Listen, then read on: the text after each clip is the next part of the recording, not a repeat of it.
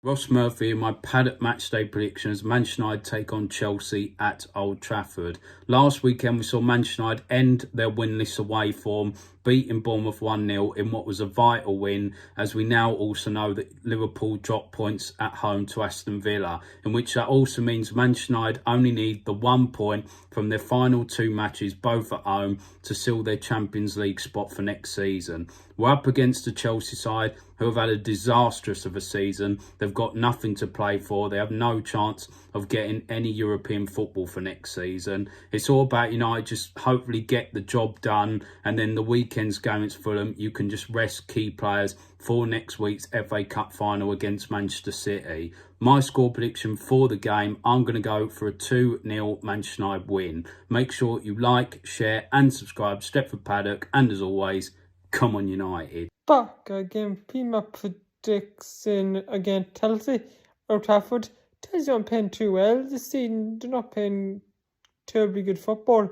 So I'm going for Wednesday United. 2-0 win Niall. Up the way, up the Paddock. What's happening, Paddock? Sam from Real Reds Talk here with my score prediction for the Manchester United-Chelsea game tonight. I said on our preview that we did yesterday on our own channel that it's going to be a 1-0 win. Not been scoring many goals, but our defence has been rock solid. Chelsea are abysmal. No other word for it, really. So I think 1-0 win, job done, Champions League secured, and then we can just sort of rest the team for Fulham. What's going on, guys? Nick here from Real Reds Talk, here to give you my score prediction for today.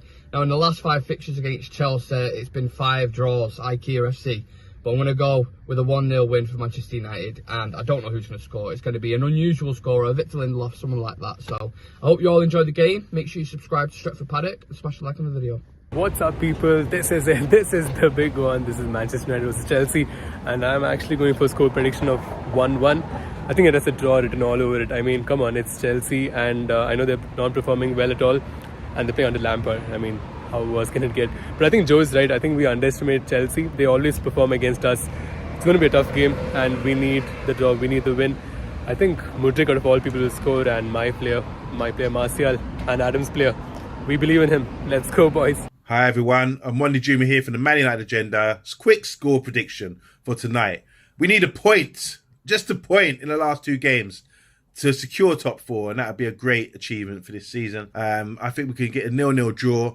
Sounds boring, yes, I know, but it's enough to get that Champions League, and fair play to Man United. We've been through a lot, and that'd be a great end to the season, but an even greater end to the season will be the FA Cup final win to stop them doing the treble. So come on, boys, let's get behind Man United Football Club and keep that motivation to the end of the season.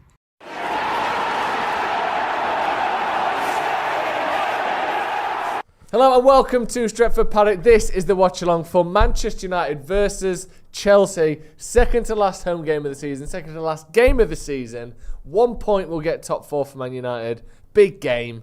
Big night. It's always big against Chelsea. Even though they're crap, it still counts for a lot. I'm joined by their fans are strange as well. 2 huge guests. Ronaldo Brown, how are you? I'm really good. Good. How are you? The master of Google Translate himself. And Scotty, how are you? And really good. I need to ask more about this. Oh, no, I don't know if I want to talk about it. So. All right, okay. Yeah, I'm good, man. Yeah, really good. Enjoying the nice weather. I might have people watching that. I don't want to. Yeah. Right, okay. And it is good weather in Manchester, isn't it? Yeah, it's been amazing nice. for the last 3 or 4 days, and it's set to continue. There is going to be sun and highs of Champions League football, eh? Something like that, I don't know. Here's the team anyway. David De Gea, Wan-Bissaka, Lindelof, Varane, Shaw, Fernandes, Casemiro and Eriksen, Sancho, Martial, Antony. I believe that is unchanged from last week or from the last game. I think that no changes there, is there, Ronaldo? That's what we saw last time? Doesn't look like there is a change, no. Not from what I can... I actually don't kill me, but I didn't watch the last game. I was on holiday, as I told you. Unbelievable. So I'm actually not too sure, but it doesn't look too dissimilar. Mm-hmm. Do you like that team? I would have preferred Rashford where Sancho was. I know Rashford's been battling a little bit of an illness, so he didn't play against Bournemouth, but I think other than that, it's pretty much as strong as we can go, regardless of the fact that Sancho's in there instead of Rashford.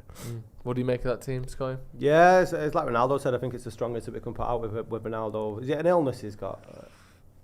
With who? Sorry, With Rashford. yeah. Well, he was injured and then he came back and then there was an illness, but he's back on the bench, which is good. So he's available, just not ready to start yet, which is I hope we don't a step need in to the right use direction. him. Yeah. I'd like to, give him some Lemsips so the Yeah. brands are available. Keep him on the couch until Wembley and just rest Other him up. types of furniture are available as well. Yeah, yeah. But let's talk about a futon. What else? Rashford on a futon? I think it works. Get in the comments, let us know your thoughts on the team, let us know your thoughts on the game tonight. We'll go through Chelsea's team in just a second as well. Before that though, top 4 is really the only thing left to play for now. Do you care about finishing 3rd, 4th? Does it bother you where we finish? Obviously 5th would be a disaster, but Newcastle have already guaranteed top 4. Do you care if it's 3rd or 4th, or is it just guarantee it? Not massively. As long as you qualify for Champions League football, I'm not really asked whether it's 3rd or 4th. I think naturally you want to finish as high as you can, but I don't think it's a huge difference. It's the same as when you're looking at if you win the title or not. You can't say, do you know what I mean? It's top 4 is top 4 at the end of the day, whether it's 2nd, 3rd or 4th. We're basically teasing Arsenal fans saying that coming 2nd is losing, and it's basically the same as finishing 3rd or 4th with top 4. So then can't make an argument for why I'd really want to finish 3rd instead of 4th. Yeah. Although it's the same prize at the end of the day. Yeah, it is. Yeah. You don't get anything for 2nd, like 2nd, 3rd or 4th. You're exactly right. Yeah. Although I like we've achieved the same as Arsenal, but won a Carabao Cup and one on the way. I think I know obviously City can win the league by 8 points. It's looking like at the minute. I think if you go down to like City, Liverpool last season, I know you don't win anything for finishing 2nd, but if you push a team to the very last day or to the final moments of the season, that is slightly different to finishing a distant 4th, I think, in terms of what you can expect the year after. Although no one remembers that though. Liverpool, it's not memorable. Yeah. But I mean, I think between 4th and 3rd in this instance isn't much different. But if we were on 87 points now to City's 89 and ended up finishing 2nd, I would still think that is different and better than finishing 4th. Do you know what I mean?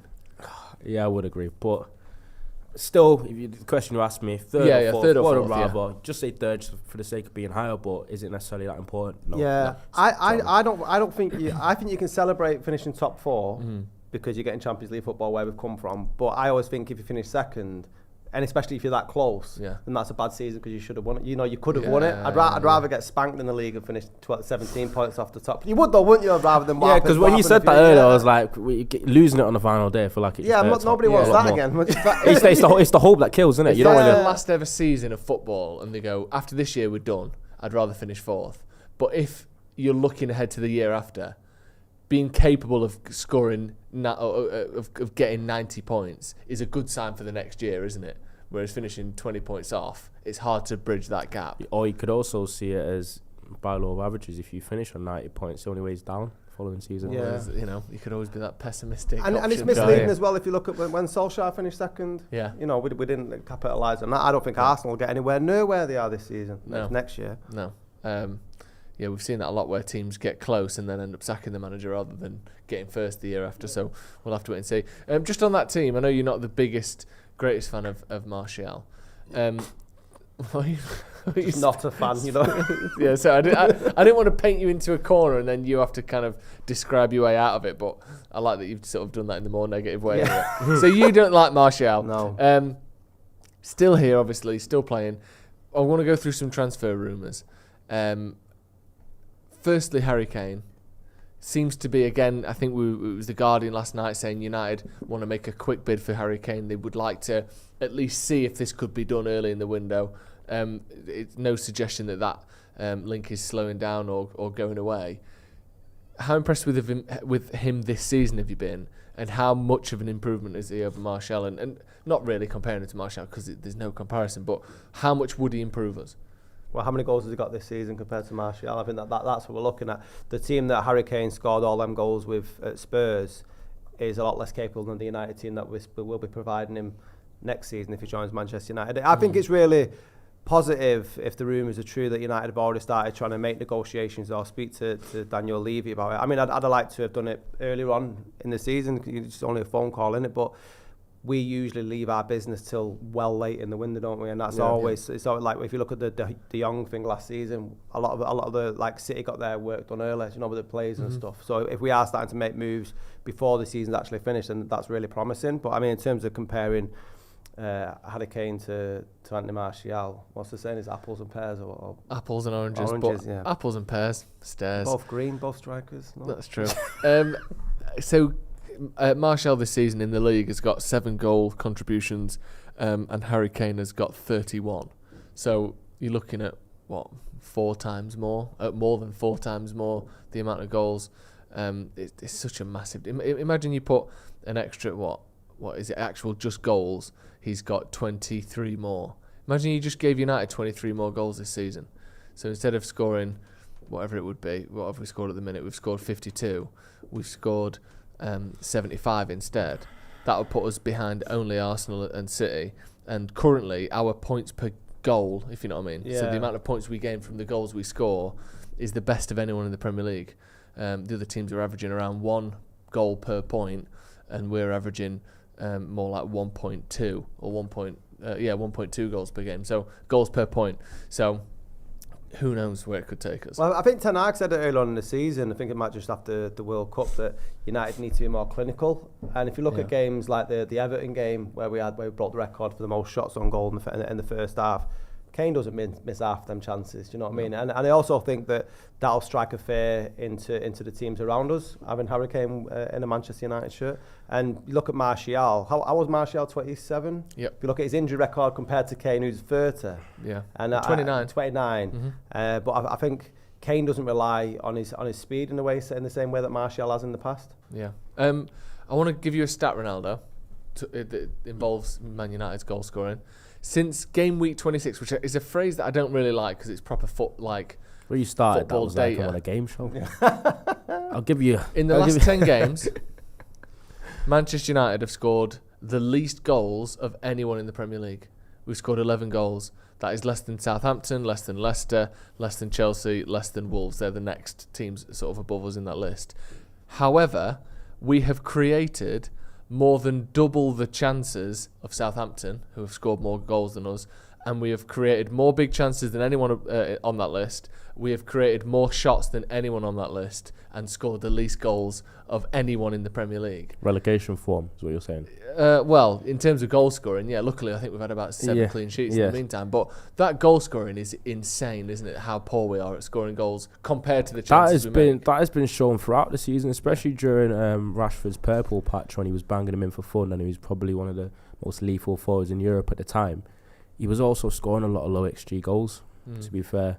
A lot of it was individual brilliance. He got long-range efforts from going to one against Arsenal. Yeah. And we were being carried by his individual brilliance from the left wing, where normally the person that's kind of banging the goals in for is up front. I know it's a little bit different nowadays with the inverted wingers almost being auxiliary strikers in a way, but I think our reliance on the form that he was in, he was masking at the time an issue that was already there up front, where we were missing chance after chance. We didn't really have that lethal forward in that striking area, which is not what you've seen in every other team that's been around us. Obviously, you've got City, you've had Haaland, and then you've got Arsenal.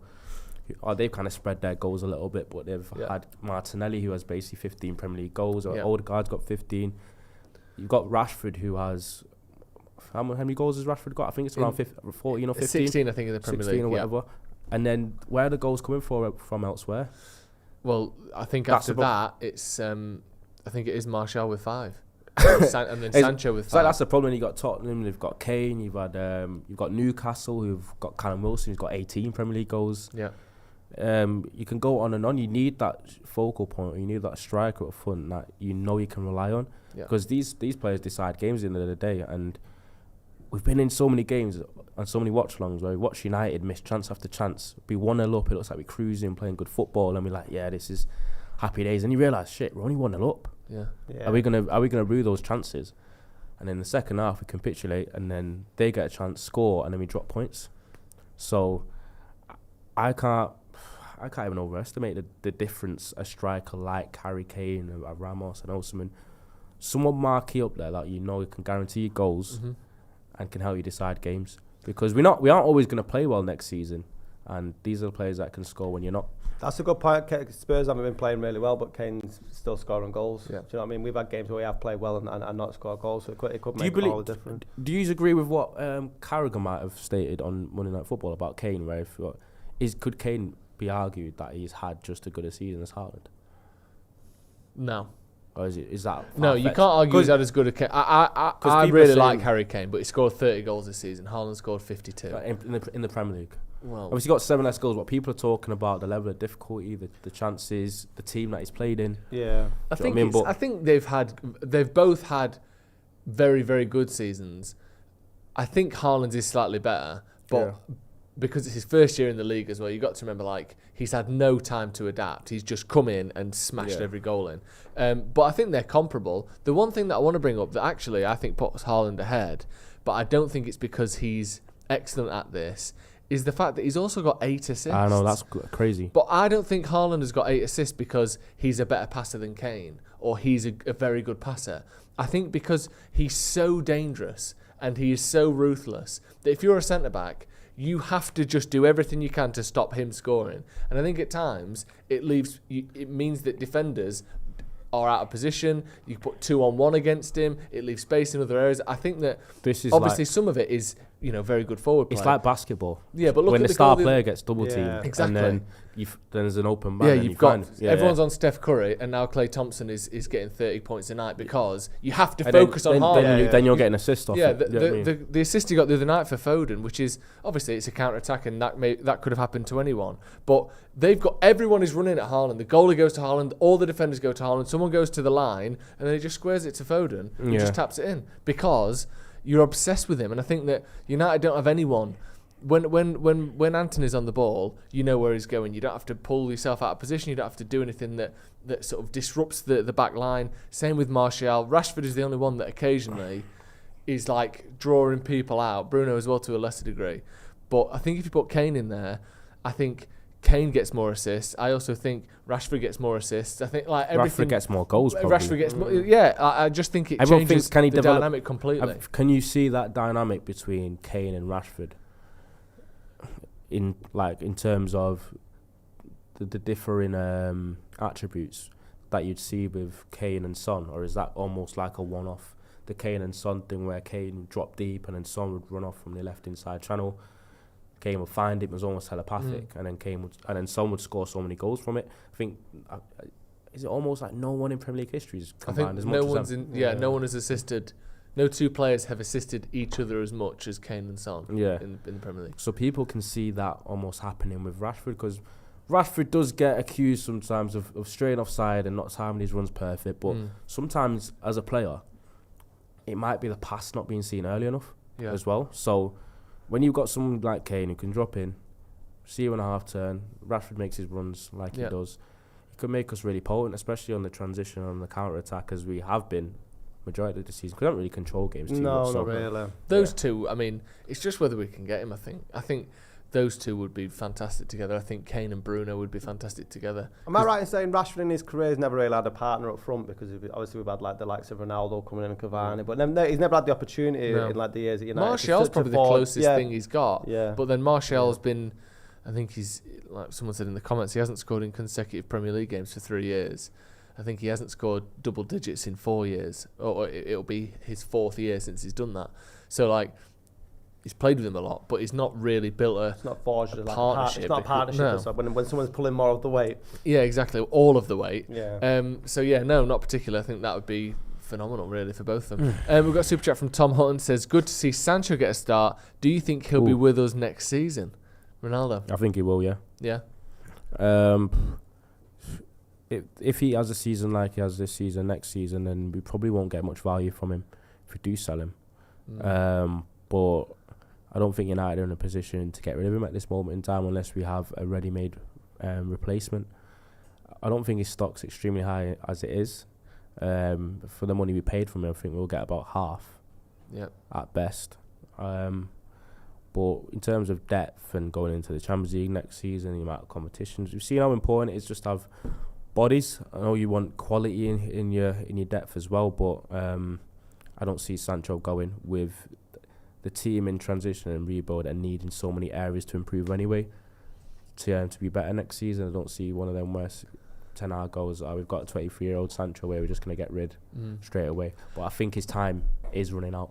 Yeah, and I also think as well that Ten Hag's reputation isn't damaged by Sancho having a bad year at Man United. And I'm not saying that he's managing for himself, but like I think a lot of what did Solskjaer in the end, or one of the things that sort of sped that process up, was how bad Maguire was and how bad Wan-Bissaka became, and like and how bad Sancho was. I think didn't help him. Like when you make signings and they don't work, that counts against you as a manager. Yeah. Sancho can be here and be on the bench next season, and no one is blaming Ten Hag for that. So I almost think it's a free hit for Ten Hag, where you got this player that's obviously very talented. If he has a brilliant season next year, great. And if he doesn't, well, I didn't buy him, and we'll sell him at the end of the season. The whole talent ID. I think, and it, maybe that shouldn't matter, but I think it does. That's matter. almost been seen as a new like managerial trait. Yeah.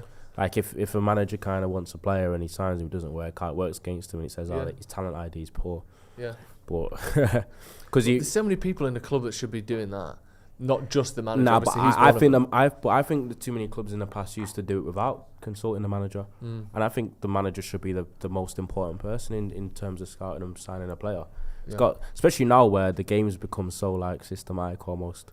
With you see what De Zerbi's doing, you see what Pep's doing. Like it's all about formation systems, and it's almost strategies, individuals. So it's about having the right personnel. So you can't just go out and sign someone and be like, Ten Hag, you really like him, he's shiny, he'll do really good on socials. Can you somehow shoehorn him into your team? Do you know what I mean?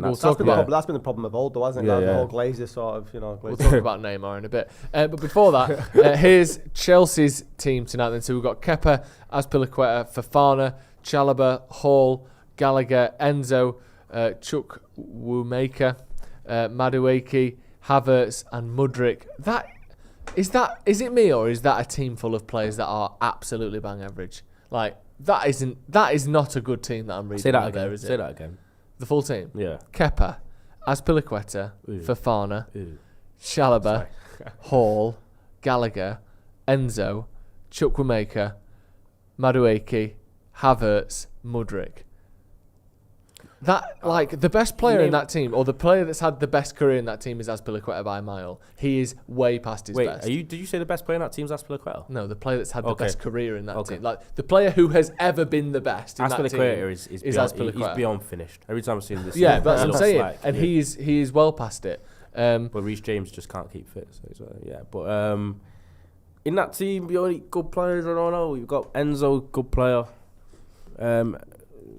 I thought Gallagher did well last year, at Palace, but I've not come back and he doesn't seem to be the same player since then. He's not been at all, I'm not so back on Gallagher, which is really weird because one of my mates played with someone in the Championship who's played with Conor Gallagher and said that he's actually he's a baller, like he's really technical, this and that. When I watch him play, he looks complete opposite. He doesn't look very technical. He seems all blood and thunder, or grit, or hard work, but I don't really see much quality from him.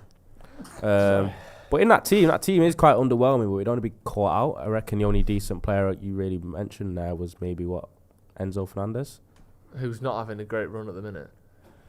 I feel like it's hard to with that team. Yeah, no, I mean, are you surprised by how bad? Well, actually, no. Before we get into that, what do you make of that specific team? It's like a team that's been put together by 4 different managers, and an owner who knows nothing about football. That's what it seems like. I think there's some talent in there, and a lot of them, I imagine, will play better when they've got a system together and a decent manager next season. They're definitely playing below par. Yeah. It wouldn't be massively surprising for Chelsea to turn up tonight and give United a difficult game because it's always tends to be a cup final when people go to Old Trafford, regardless of how Manchester United are doing. I have the big fear that Frank Lampard's been watching Jay Motti troll him all season, and this will be the one where he tries to stick it on the ball beauty. It would. Do you know what? It's like Chelsea though. Like they're on the beach, aren't they? Surely. You think so? They've got no reason to come and try. Please, like we're on top 4. They've got nothing to play for. No. Like. They haven't even got top half to play for, let alone top 4. Exactly. It doesn't. Like the best they can finish is 11th. What do they need to come to Old Trafford and try and win for? Yeah, it's very. What's weird is it could go one or two ways. They could come and he's picked a lot of players that have been on the fringes, like new signings, players that are going to be important for them going forward.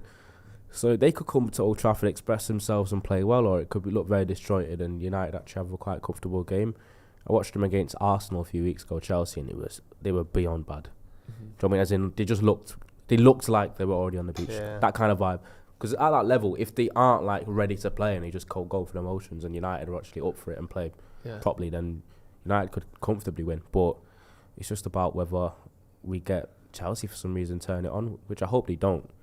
I know United love a draw against Chelsea. I feel like we draw every time we play them recently. Yeah, it feels like a 1-1 every single time, doesn't it? Ari Freya Hermansen Isfeld says Martial as a bench player will never work as he can't deal with competition.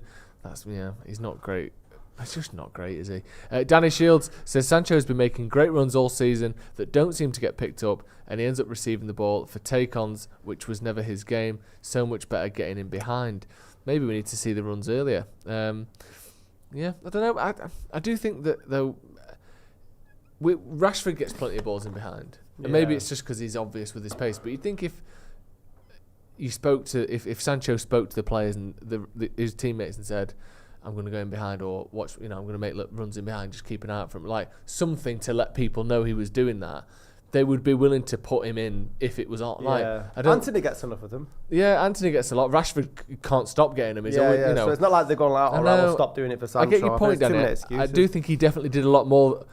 We saw a lot more of him doing that for Dortmund, and maybe it's just a case of people aren't finding him or people aren't looking for him, but I wonder why they're not, because Bruno wants to get assists. Bruno wants, Eriksen wants to get assists. All the people who would be playing him in would want to play someone in behind if they could. So I don't know, maybe they're not looking for it. Well, do you think the purpose is not looking for it though because of their lack of confidence in Sancho given the season that he's having? Yeah, I don't know. Maybe that. Do you know what I mean? Like, I'll look for somebody else. Like, if you've seen Vegas in front of you, going like, well, I'm just going to wait for somebody else to get a better shot off. I think there's definitely a case as well that, like Anthony, look at how he plays. When Ronaldo was here at the start of the season, Anthony passed to Ronaldo. Huh? Still here now. Sorry. The bad Ronaldo. The bad Ronaldo, yeah, not you. When Ronaldo was here at the start of the season, Anthony used to pass to Ronaldo when he was like through on goal. He'd find a way to pass to Ronaldo. And obviously I don't want that, but if you've got someone like Kane in the middle, or someone that isn't Weghorst or Martial, I bet you Anthony will pass it more than he crosses than he shoots. Yeah, maybe. And I think the same with Rashford. You might see him, like his assists have gone down a bit this season. But they'll come back up if he's got someone in the middle who, if you're in a position in front of goal and you think, right, I give myself a sort of 50-50 chance of scoring here, or I can square it to Harry Kane, and I think he'll probably got a 60% chance of scoring, you're going to square it most of the time. Yeah. And I don't think they think that at the minute. If I'm Anthony, I'm cutting this down and going, right, I can either pass this to Weghorst and he won't score, or I can hit it and I might score. I do think it will change how people play. Do you think it will? You obviously played at a higher level than me. Do you think that people play differently depending on who's around them, or do you think Anthony is just Anthony and Rashford is just Rashford? Nah, 100%. Saying it's a team game is a cliche, but who you're playing around and who you're playing in tandem with is huge. Yeah. Especially when you've got like an understanding and you're playing with better players. You play with better players, it makes you better. Yeah. And as we've seen, players can suffer if they're playing alongside or playing with players that aren't up to the level. That's why it's important at teams like United that everyone's at the same level. You can't even have, maybe you can get away with one, that's a bit of a weak link, but you can't have too many. And obviously when you're talking about who you're playing around and whether you feel like you got to pass to them or stuff like that, I don't think you should be thinking like that. But that can creep in if you feel like you've got a big star that you want to keep on the good side of. It's not something that happens often in football, especially at that level. They're all big stars in their own right. So I think the Cristiano Ronaldo one was a little bit of an outlier. But because also he's that not unique, but he's of a relatively small crop of players that is a huge legend, but will also fall out with you if you don't pass to him. Yeah. Like we've seen it. He wouldn't look Gary Neville in the eye because he said that he's not playing very well. He was Diana Ross in football. Imagine being Cristiano Ronaldo though. You're literally one of the best players of all time, undoubtedly. Yeah. You're borderline the GOAT, and you scored 1,000+ goals. You've won everything there is to win, apart from the World Cup. You've had a beyond successful career. You've got a good life, and he gets hurt by such little, minuscule comments. I know. He was literally like best boys with Gary Neville until he said something. Was it even that? Was it even that bad? It wasn't like he's been a disgrace. You're mocking the club. You can't. It wasn't any of that. It was literally like, I think you know what it was. It was insecurity in the sense of when you spend 20 years of your life where no one's done anything but laud you. Yeah. and you go through like a patch of trying to come to terms with the fact that you're on the way down, declining. With someone like Ronaldo, who's so obsessive with being amazing, Yeah. which kind of made him as good as he was, then you're on the decline, and then you're obviously struggling to come to terms with it, and then you can hear the outside noise. I think that's what kind of built into it, but yeah, it was an odd one. Yeah. We've got a few super chats. Josh W says Sancho's not massively fast. He's a quick player, but not explosive fast like Rashford. That might explain why he's not always picked up.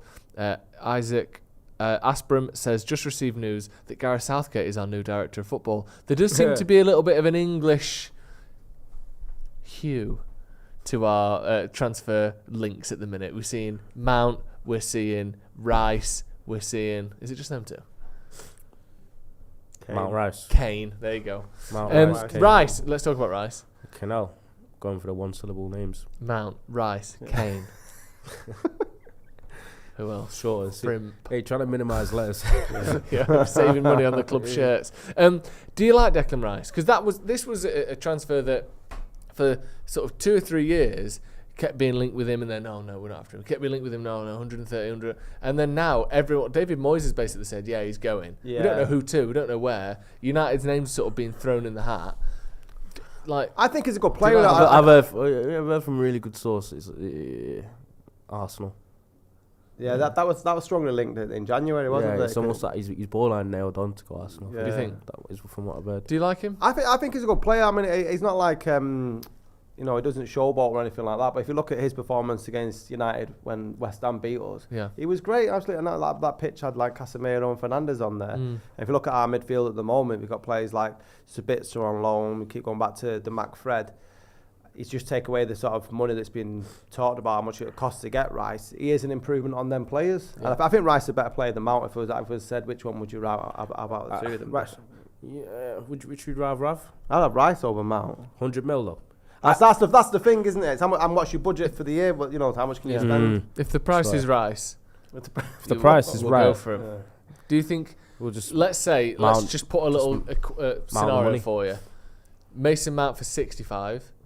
Or Declan Rice for 100, and we've got 200 to spend. Who are you going for? I think Rice is one of the more. I think he's slightly overrated in the typical English fashion, but people talk about him as being like the best number 6 in the world. No. I think he's one of the more complete midfielders in Europe. I think I do rate him quite highly, but I don't know about him being the best 6 in the world, as some people are saying. I think that's Rodri. Because that sickens me to say. Seeing him being a City player. I'm still hurt, by the way, that United never signed him when I used to think he was amazing at Villarreal. But I'd go for Rice over Mount, though. But the price is the only thing that kind of makes me think. If De Jong was going to be worth... How much was De Jong going to be worth? Around 80? We were looking around 70, wasn't 80? it? That's what the 70, they were the rumours. If De Jong's 70, 80, then Rice can't be any more than that, in my opinion. Yeah. Because at what De Jong does as an 8, I don't think there's any better in world football than him at doing that. Yeah. So for Declan Rice to be 20 million more than that just because he's got an English passport doesn't sound right to me. No. He's the sort of player that, if he was from a different country, could genuinely cost you about 33, 34 million, I think. Like, I think having played in the Premier League is maybe doing more than the fact that he's English. I think Premier League proven probably counts for a bit more, which obviously tends to come hand in hand. Everyone hates that term now, but I do think there's a bit of credence in it, but everyone... There definitely is, though. Yeah. Of course there is. I mean, I suppose you can point to players like Raheem Sterling, who couldn't be more Premier League proven and has been shit, but I think everyone's been shit at Chelsea. I do think that there are certain leagues that tend to translate better. I mean, I would have to see full data on it, but for instance, the Bundesliga seems data to be on it. Tricky. I remember, I think we've seen it like they had like a graph of successive transfers from... But how do you define success, though? They did it off. It wasn't. That's the flaw. It was on attacking players in terms of like GAs. Someone did like a thing on it. It was probably about a season and a half ago. It was like a little graph, and the players that do the best come into England in Portugal and League One. But Portugal, La Liga were the top two. I imagine Serie A's down there, 'cause it's not. You don't see many No. players coming over from Serie A. Like, But Bundesliga was the worst, I think. of the top 5 leagues or the top 7 or 8 leagues? The ones that, in terms of going from a league to England. Yeah. 'Cause they had it in a way where it showed any player going to any league. Yeah. It was quite complex, but the worst was obviously Bundesliga players do the worst from coming to England. But I it think feels like Serie that. A. Like, And it was like, it feels like the best ones are but the Portugal and Portuguese, France but the Portuguese leagues and are weird. Spain. Huh?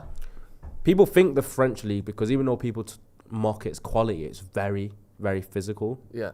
It's a very physical and quick league, the French league, but Portugal seems to have the better translation. And you've got in the middle ground, you've got Serie A. I think La Liga was like 3rd or 2nd. I think La Liga might have even been better than the French league in terms of the transition, but it wasn't good though. Yeah. It seemed like majority of players lessen in terms of their output when they move to the Premier League. Yeah. Interesting. I mean, it's surprising really that the Premier League teams haven't capitalised in terms of winning more European trophies, because it's still been La Liga that have dominated for the last decade, hasn't it? And even after because Ronaldo left Real Madrid, it still continues. That argument, Sevilla and Real Madrid still winning. argument doesn't work, because it's one of them where, like, like you've got styles that makes fights. Yeah. You've got different styles in every league, different styles of teams, so it varies a lot. But what I would say is, it's not necessarily always about like the league strength in its entirety. It's just about the ones at the top in terms of how well you do in Europe. Yeah. Because when you're comparing it to La Liga, you're not comparing it to us and Valencia. You're comparing it to us and Barcelona, Real Madrid. Yeah. In Italy, it's the Milan clubs or Napoli. Yeah. Or Roma. It's not how well Venezia do it. It's not. Do you know what I mean? No. And that's why I think that teams like Real Madrid or Barcelona, they benefit from not having a stronger league, because it's not as competitive week in, week out. So I think that's probably one of the reasons why it's easy. Why it seems easier for them to win. Yeah, definitely.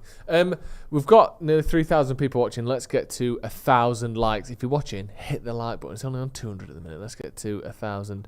We've got a super chat from J.E. Frasconi, who says, "Gents, how bad is Mount if he can't get into this Chelsea side? Perhaps Ten Hag is feigning interest to drive up his price to the Scousers. Your thoughts?"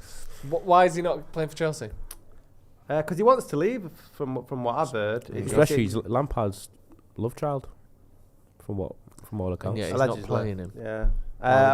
From all accounts, he doesn't want to be there. He's not going to sign a new contract. His contract's up after next season, isn't it? 1 year left. So I think maybe go hang around with the reserves. Is he on the subs bench?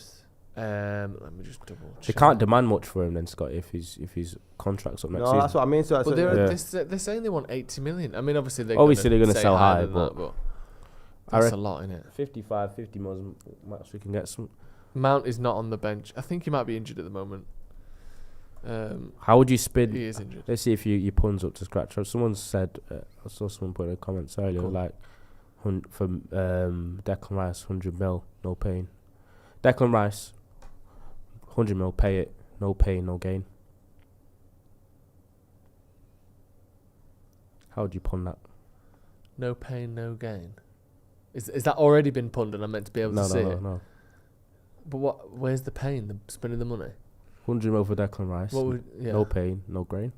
No grain. Grain of rice. Listen. That's nice, that. No, that's... I thought you would have got that. I'm not sure about that. No pain, no grain. Like a grain of rice. Pilawies. No pain. That was... I don't even know what pun you were going for there. Pilawies, no? Pilaw. Right. What other variations of rice? It's because loads. Basmati, short grain, medium grain, long grain. Wait, what's this? Hang on. Here we go. Dan United says, "Hi Joe, what's your favourite type of rice?" Typically, I will go for a long grain or a basmati, just for sort of, or overall coverage. But obviously, if you're having sushi, you're not going to want long grain, you want a little short straight grain, basmati, simple. What? Straight basmati, simple. Yeah, it's good, isn't it? Yeah, basmati is the best. That's from Random Vid Reese. Muller says Thomas. Very nice, very nice. Favourite rice is Declan Rice. Yeah, that counts. Jasmine, sticky rice, pilau is rice king. is nice. Sticky rice is good, but it's not very versatile, is it? If No. you can only have one rice for the rest of your life, You're not going to go for that. you can't be having, No. you know, Yeah. you can't just be sticky rice forever. I think basmati is the most A lot of versatile. starch. You don't like brown rice? I think it's a lot worse than white rice. It's too hard. Rice and peas? Yeah, I like that. Yeah. Do you like brown rice? Yeah, well, if it's rice and peas, yeah. Yeah, Jamaican staple. that is nice. Yes. Matthew Coward says Who's Rice, which is a what's his name? Kevin Bridges sketch, which is very good. All right, let's move on. Man United's enter the season. 1 point gets us top 4. Would you consider, FA Cup aside, this to be a successful season if we finish top 4? 1 trophy, maybe a second. Regardless of what happens in that FA Cup final. Yeah, I can't see how you can see it as anything but from where we were last season. Right. I think in many ways, the more cynical fans like myself, I don't think Jay was expecting us to get top 4 and a cup this year. So it's an improvement, and I think he's set his stall out now, and we can see the sort of football that he wants to play. Definitely needs better improvements in the personnel. But yeah, I mean, I don't think there's any cause for celebration, but you know, it's a good season. I'm not going to be asking for open top buses for top 4 and a Carabao Cup. Well, what about top 4 Carabao Cup and an FA Cup? Two trophies. I want a trophy parade. Would you want anything like that? Not a parade, surely, after two trophies. Stopping City winning the treble and we win 2 trophies. That's what I mean. Yeah, What I'll be on top of that Arndale, mate. Because some people were actually talking about it. The If that's thing too is, far, do you innit? think it's absolutely... It's so crazy that we're actually in an FA Cup final, top 4 double on the horizon, maybe. Yeah. It's a Derby Day FA Cup final, and no United fan seems the slightest bit excited about it. About the FA Cup? Nah, it doesn't seem I it. can't even think about it because it makes me feel sick. Exactly. Like, it literally looks like, if anything, we're treading it. Yeah. Which I do get, but I think because of the fact that United fans are almost... We just don't expect to win it at all. We feel like we're huge underdogs. Yeah. And we're kind of dreading them winning the treble Do you know against us. Yeah. Imagine the euphoria if we actually do win. I honestly... I feel like it'd be... I know this is really small time, but I will honestly, almost, not quite, if we win that game, I will enjoy stopping them getting a treble almost as much as I will enjoy us winning the FA Cup, if you know what I mean. Yes. But the emotions in my body... There's as much joy in that. It'll be like 55-45. I'm glad we won the FA Cup, but almost as much as that, I'll be glad that we'd stop them. Like, is that sad? Yeah, but it's not sad. But the thing is, think about how nice that sounds. You basically balancing out which pleasure you'd prefer. Yeah. And you're preserving the legacy of United's treble. So you are winning something. You know, it's a double win. Tina Tellefson Tatoka says, will Martial stay or go in the window? And will there be funds to buy players in the transfer window? OG will have a new season where we depend on goals from Rashford and Bruno. Will Martial stay or go in the transfer window? Ronaldo, what do you think? Rashford? Martial. Well, Martial. I think Martial's a goner. I can't see where he goes, so that's the issue. What's his contract to? Maybe we sell him to like Newcastle or so. You saying, Ethan? Would you have Martial? No. He said no. You'd rather Callum Wilson, who's probably more injury prone. Yeah, although Callum Wilson's got 17 Premier League goals this season. About 97 penalties though. Yeah, that's true. Goals are goals. No, they use that. I can't say that. I hate when people use Penn's argument. It's still a goal. Yeah, it's still a goal. It's hard to score penalties, and it's hard to earn penalties. United have only had 2 this season, haven't they? Ever since Klopp I know, it's disgusting. opened his mouth. Opened his big mouth. It's weird that Newcastle Just keep comes getting into linked. hey Klopp. He just goes into every interview gurning, doesn't he? Because his teeth are too big. No, He bought the something else his there. teeth were too big. His when he bought them. his behaviour, his mannerisms, his gurning in interviews. There's something more. There's something untoward there. How is it that teams like Brighton and Newcastle, so like Newcastle have been linked with Scott McTominay, and I don't know if they'll get him, but the fact that like they're up for it. Newcastle are above us in the league. Why would they want Scott McTominay? Why would Brighton want James Milner, a player who is not getting into a team that is doing roughly the same as Brighton? Like, I don't. What are these? Why is this happening? I'd be more worried if I was Brighton getting James Milner than I would be Newcastle getting McTominay. That doesn't make it. How old is James Milner? Well, he's He 37. played his debut. How long has he been there since? Like 99, I know. Well, I don't know. He's been playing in the Premier League for nearly 20 years. Who? James Milner. Why are Brighton signing him? And why is everyone going, yeah, class signing? Class, that's a great signing. Because- He's been saying it now. How is signing a 37-year-old that is too shit to get in the team of one of your direct rivals a great signing? Because they're getting you. Wait, Liverpool's a direct rival to Brighton now. This season they are, yeah. I don't think James Milner's an amazing signer. I just don't. They're literally. I don't think they're one I don't think place it's a apart bad from one, each though. other. Why is it not a bad signing? Because- Explain to me how it's a good signing. You can't. The thing is, James Milner can't be shit if he's played in the Premier League for as long as he had for all the clubs he's played for. I'm not saying There's he's no shit. way. He's old, but Yeah. by all accounts, he's still one of the fittest in the Liverpool side somehow. He's a machine. But But I think they've not signed him to start. They've just signed him as like someone that's having a depth option. And obviously, I think in that system, he's a decent technical player, can run a bit. He's not really going to like start week in, week out. I think they just probably wanted a bit of his experience and winning mentality. I'm not sure. They've played in Europe People as are well, aren't they? people are really lauding over it because it's Brighton, and whoever they seem to sign turns into a world beater for some reason. I watched them. I don't like who have they spawned this Buonanotte winger from? Who have they spawned the centre half from? And the thing is, Brighton fans will actually tell you they have like 2 more like teenage kids that were starting that got injured that haven't played the rest of the season that are going to be back next season as well. So I feel like, but I don't know how long will that last? It can't last forever. Look at Leicester for that. Yeah, Southampton before them as well. Yeah, it doesn't last forever. It usually lasts 1 or 2 good managers.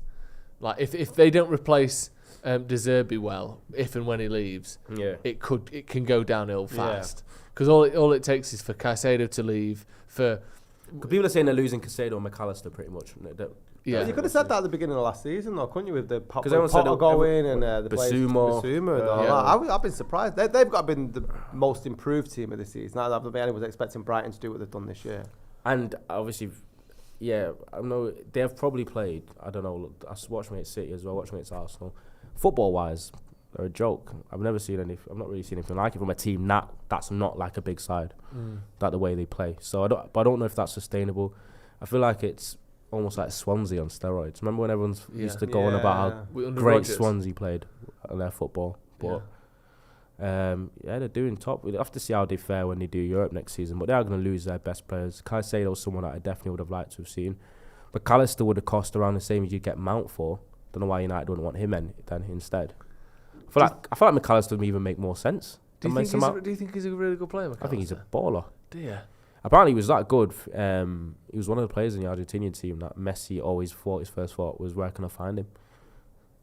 And players of that ilk aren't doing that with average players. Yeah. Do you know what I mean? I know, but when I see him, I think he's good, but I don't think he's really good. I don't think he's amazing. Do you think he's like... I think he's top class. Yeah. McAllister. He's a baller. I see proper baller in him. Do you like him? Yeah, I think he's a really good player. And you got obviously the Argentinian link up with Martinez when he's back next season. Yeah, he can do it in the Premier League. Evidently, World Cup winner. Why would you not? And I think with Mount, he's still got a lot to prove.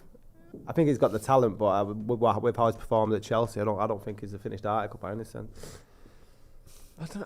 I think he's got less to prove than McAllister has. Really? Well, I know obviously he's won the World Cup, which is great. I'm not taking that away from him. But Mount has finished higher and won more in his career. Won a Champions League, has he, Mount? Yeah, he's won a Champions League. I think he's won an FA Cup as well. Maybe I think he was there. I think he won the Europa League with Chelsea. I'm not saying that he's the finished article. He's amazing. Yeah. But McAllister's, I think he's good, but I don't know. To me, I don't think he's proven that he's a top player. I don't think so. This is the issue with United and their transfer policy. What Joel's saying, where you want everyone before you sign them to be proven at a top club where they then cost 150 million. That's not how it should work. I literally think McAllister would be a perfect 8 next to Casemiro. It would cost probably the same or even a little bit less than Mount. Yeah. And I think it's more of a better systematic fit. And McAllister's actually around the same age, if I'm not mistaken. They are the same age. Yeah. So, I mean, I'm not saying I really want Mason Mount, by the way. I just mean I don't think it's like, to me, from what I've seen of them both, I don't think I would say that McAllister is definitely way better. I think that they're quite comparable actually, and I don't necessarily maybe McAllister feels like he's got more excitement about him because he's on the way up. Mount's kind of, flatlined a little bit, hasn't his career. And McAllister's playing for this really exciting team who's getting better every season. Mount is playing for a shit team and is getting worse. It's the one thing we wanted in a midfield area is someone who is obviously press resistant and can help us control games and help you when you build up, and someone who's really, really good in possession. And that is literally all of McAllister's best traits. Very, very, very hard to dispossess. He's really good on the ball. He's quite silky. Good touch. He's comfortable both sides. He's very you just watch him. He looks very. The game looks very easy for him. Yeah, and that's how you know someone's a baller. Yeah, but doing it at a better club will obviously have more pressure. But I think I'd rather McAllister for 50 million than Mount for 55, 100%. Mm-hmm. I think he's linked with Liverpool. Well, they're both linked with Liverpool, aren't they? But we'll have to wait and see. Right, we've got 8 minutes till kick-off. Get your score predictions in the comments. Who's going to score and what will the score be? Ronaldo, Brown, I'm starting with you.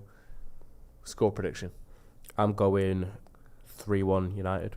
3-1. Who's scoring? Bruno, Anthony, and I think Rashford comes on and scores. And Chelsea's goal scorer will be Mudryk. Really? What do you think of him? Do you like him? I think he's not worth 70 million, but I don't think he's as bad as he's shown. I feel like he'll be better next season. Yeah. Scotty? I'm going for United 3, Chelsea 0.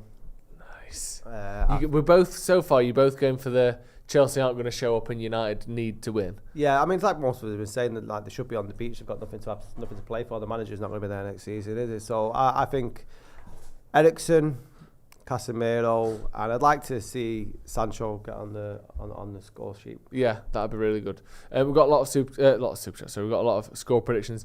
Templar Priest says 3-1 also. Charles Carter says 2-0. Jonathan Martin says United 2-2 for Bruno. United 2-0. 2 for Bruno. Sorry, Leon Saunders says it's going to be 2-1. Very confident. David O'Connor 5-0. Uncle Dubious, which sounds a bit risky. It sounds like the nickname that someone has before they actually get arrested, and it turns out it was more than just dubious.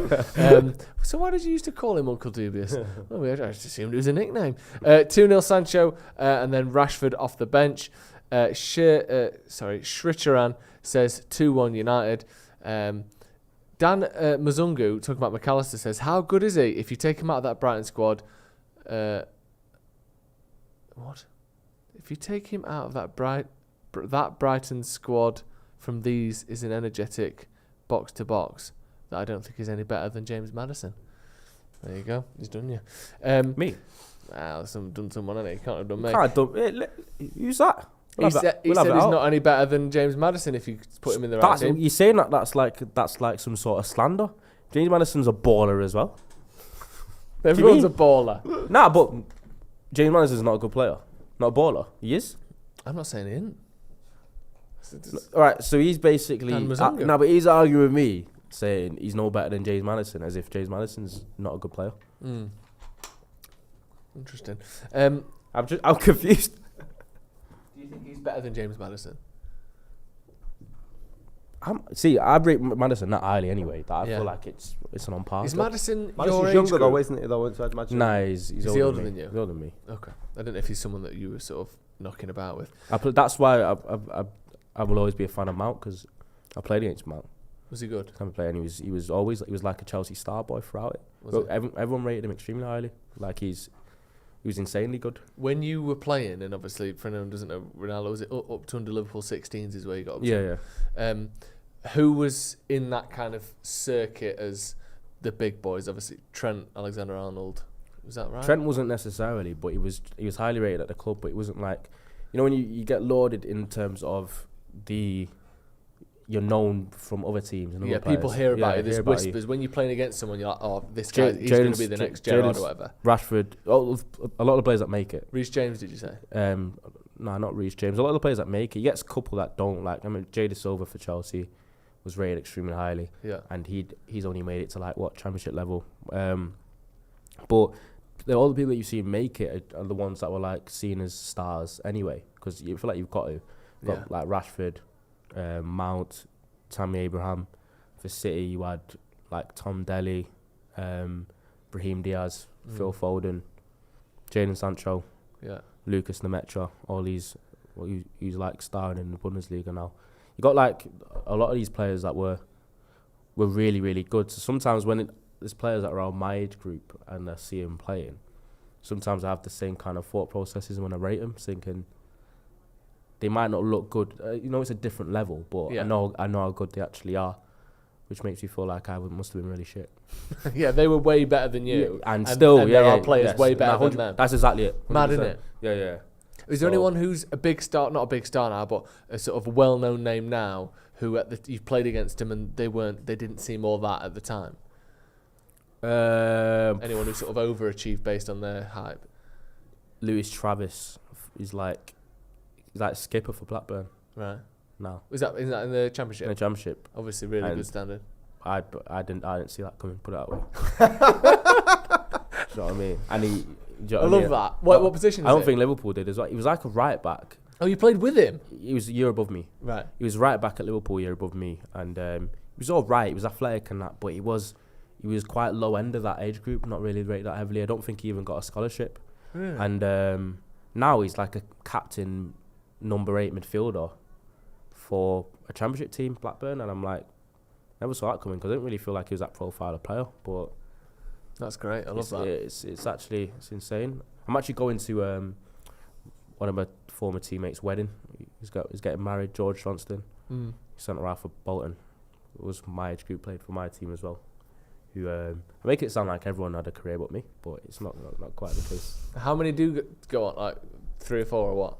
That age. A lot of them stay in. I'd say from the players I can remember, it's like a low percentage, but it's higher than. I think Liverpool's. People won't like class, but Liverpool's academy is quite good. Yeah. For producing players, they don't always necessarily make the first team, but in making league football, still good enough. That's still an achievement. I'd say probably around 25%. 25 make actual like Championship, Premier League level. 20% maybe. Nice. Eric Garcia says 3-0 Martial hat-trick. Moada says 3-0 Chelsea's defence is very good and we never score, lol. Glenn F says 2-0 as we're not going to suddenly become a team that all of a sudden starts banging goals in.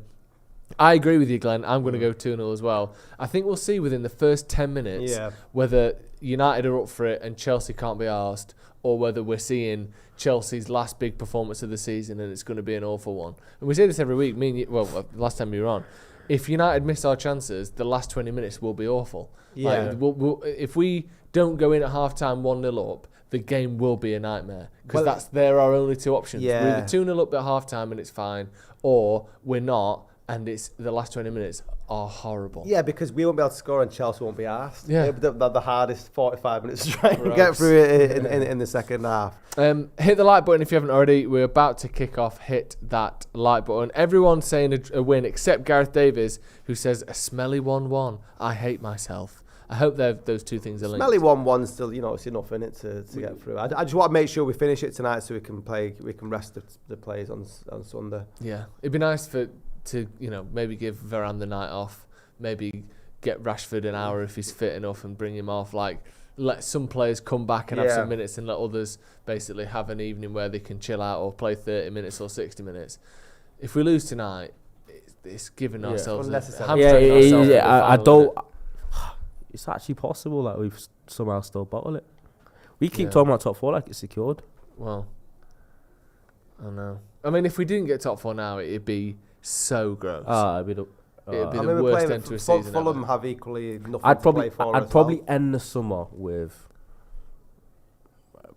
my liver at 20% capacity. Yeah, struggling. Swollen ankles from the alcohol. Yeah, would be that level. Would you sacrifice top 4 to win the FA Cup?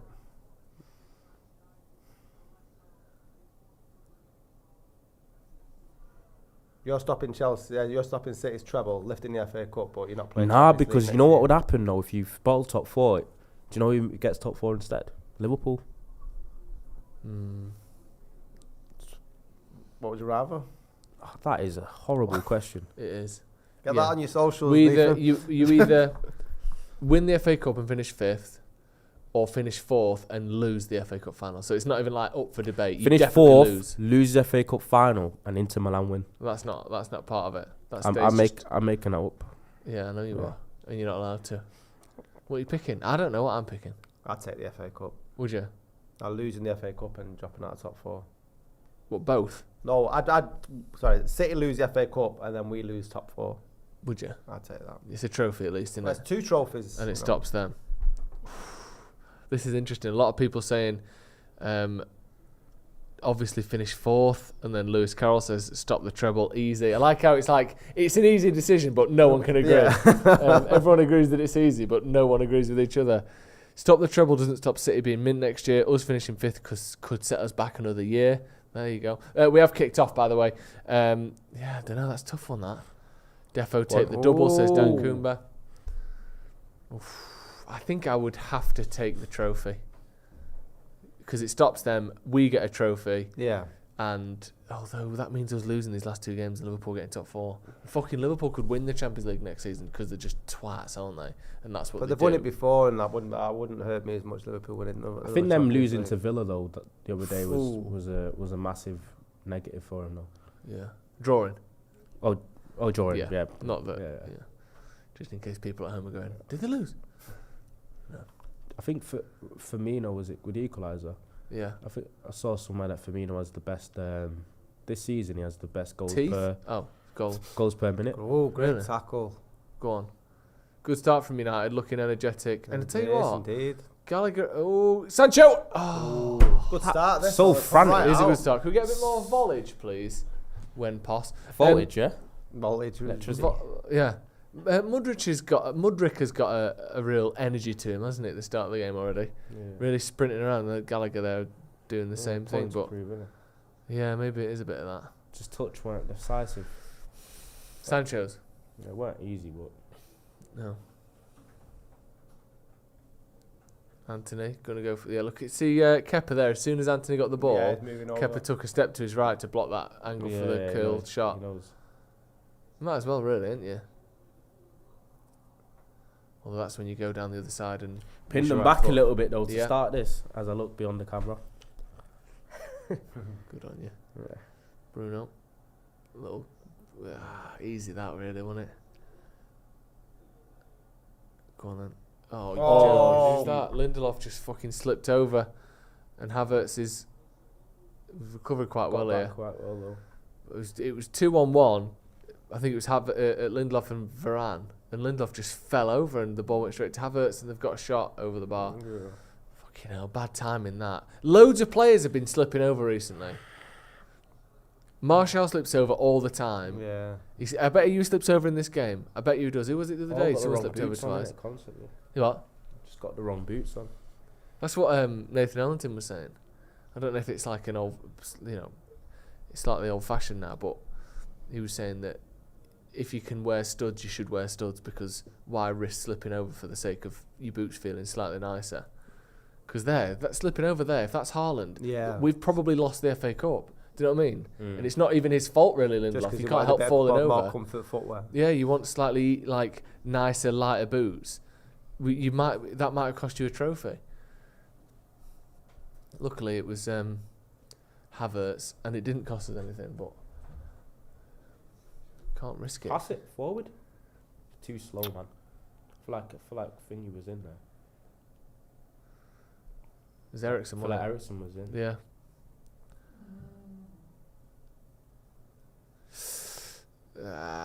Shit, you know. Yeah, fuck me. Anthony not tracking back. To be fair to my God. That's why they're 12th. That is why they're 12th. Why is he not hitting that with his left foot? Mudryk has literally got a free shot.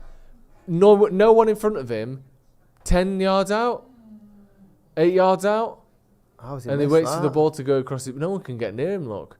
Waits for the ball to go across his body and slices it. That is such a timid, unconfident. Awful finish. He just looks like that looks pretty poor as well, but he just looks like a man with You know, it's an effort like that looks like you've got zero. Yeah. There's no confidence in it at all. Just absolutely zero belief at all. That's what I would look like in that position. Just kind of mistiming it. Yeah. Not really. You never look like you think you're going to score. Even in a game like this, that means nothing for him. You think he'd have a With calmness about him. with an 8-year contract. Go on then. Martial. Martial with bad Dreadful touch. touch. It is the battle of the out of form attackers in this Yeah. game, isn't it? Who can score the least? What a pass! If though, a game but- was ever destined to be 0-0, but full of chances, Nah, the way it was the this. way the game's going, I don't know if it's 0-0. Martial, honestly, if he's got a good touch there, that's a goal. Yeah. Yeah. Like he's Drop it down literally in through front on of you, goal. yeah. There's no one in front of him. Basically, Kane scores. Yeah, if that's Haaland and Kane, it's 1-1 right now. Not in the last 6 games though. Hasn't Haaland's got like 1 goal from 5 XG in his last 6. Because he's shit. See, with Brighton, he was missing sitters as well. Yeah. He did it against Leeds. Missed a couple against Madrid as well. If Kane did go to City, does he score Haaland numbers? I think it's very similar. It is, isn't it? I Similar. think. Maybe not 52 because I don't think he's quite as he drops. He's not drops in those deep, he areas drops as a lot often. deeper I think. than- No, I think he gets 40 though. I think a lot of the goals that Haaland's got though is from him just being a freak athletically as well. So Yeah, I don't know yeah. whether Kane would score those No, I don't think he'd because score he as did many. score a goal that got disallowed where he just bullied Colwell. But It's a it's great Go on, cross. get Yes! Get it! Casemiro. Casemiro. Header near post. 1-0. 5 minutes gone. He's Fucking just what we needed. Just what we needed to scare the dog. There's a dog in here, by the Something way. licking my leg. Snoop Dogg, yeah. That's not Snoop the Dogg. dog. Is it not? No. No. Snoop. All right. What's this? Kept said that. The dog. Kept saying Snoop Dogg. Oh, she's done a sneeze. 1-0 Manchester United. He's a fucking United fan. As soon as United's bagged, he's running here. Oh shit! It looks don't know, borderline. He looks borderline. It's close. It's a lovely goal. I mean, it's just it's the routine. He's that we've almost seen dangerous. He's 3 or almost 4 times this he's almost season. dangerous player from a corner, isn't he? Easily, because he's the only one who can actually head it on target. Not just does he Yeah. win headers, he's actually good at guiding it like that. He just knows, no power, let it hit his head and it'll go in. Everyone else is probably trying to smack it over with the head and putting it. Is that smack it in. Casemiro getting a double though against Chelsea? Yeah, if See it where it is. counts. The one he scored against them last time was so good. Ericsson, let it go, man. Let the header go, man. Let the I think he's onside there. Look, Is it it's his arm. 33? Is that Fofana? Gallagher. I think he needs to let the hair go though, Ericsson. Do you think? Respectfully. Yeah. I don't think he's doing. I think he's got it short enough to say that he is sort of letting it go. He's not combing over. He's not trying to grow it long. Casemiro in his trademark crouched. I'm nervous, waiting for the result of a VAR. That looks check onside stance. from that angle, but that angle's a bit weird. Yeah, It's a bit I think this is close enough that you just give because it. I'm looking at Gallagher's knee. Yeah. I think it might be off. No, that's not off. Gallagher. Yeah, but There. look at Casemiro's bicep there, where the t-shirt Oh, it's is. tight that. He's on. Fofana. Is it Fofana? Fofana's kept him on behind? I didn't expect that. I think- He's on. I'm not Come on, But- 1-0. on that one though. I think Gallagher would have played him on as well. Maybe, if it yeah. wasn't- We were because looking see ahead. the green weren't we? line. Look how far back Casemiro was from that. Yeah. Mohammed Ali says, who got the assist? It was Luke Shaw who took the free kick, I think. Yeah, it's great balling. Really good. Was it Luke Shaw? I think so, yeah. I think it was Bruno. Okay. Well, we're not sure who got the assist. Ericsson. Ericsson. Yeah, because it was an in-swinging corner, so I was like, sure. Not Was sure. it? I wasn't sure about that. Be Interesting. interesting how Chelsea react now. Was you sure it was Shaw? I thought it was, yeah. But I guess it Did you have a wasn't. look? I don't know. Hey, that's Oh, fuck off. that. Hey, that was a. I tagged Don't you be in there, there. yeah, say don't be there. Okay, that was a double whammy. That. You whammed me. Look at that. Pouring ahead of Newcastle as well if we win this. Go on then, Bruno. Ah. Oh, Yeah, we go. Good here we chance go. for a counter-attack here. Sancho.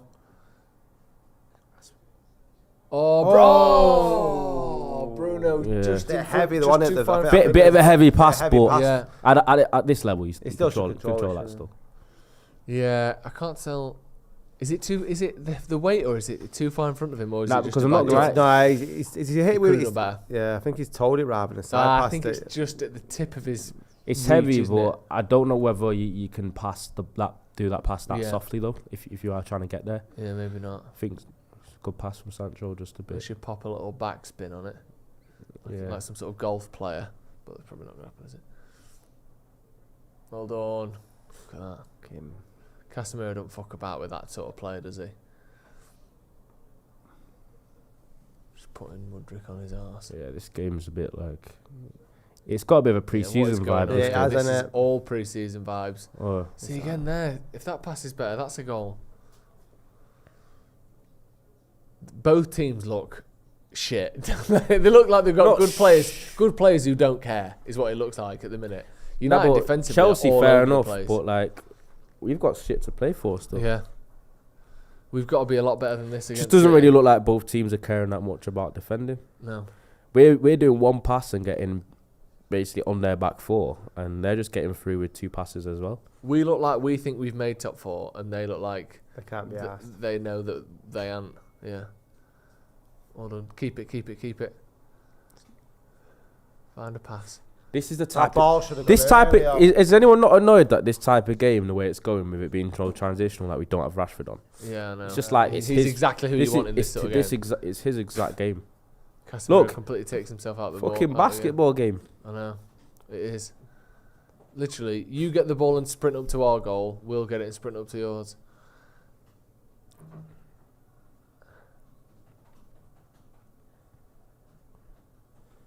I think like I know Sancho's, but like a Garnacho on the left wing or a Rashford, you know, Yeah, someone with a bit of goal at them. dynamism, Yeah.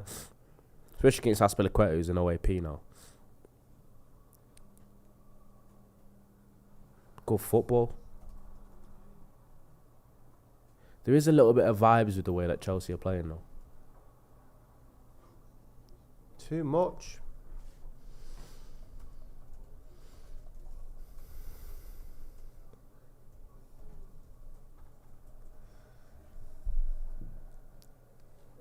Chelsea just passing it around. United. I think you nailed it. It does feel like a pre-season game. Like everyone's just sort of like Casemiro before, just sliding in for a tackle that he knew wasn't going to get. Just completely. Nah, he does that himself often. out. Yeah, but I don't know. He seems like he's out the way all the time so far.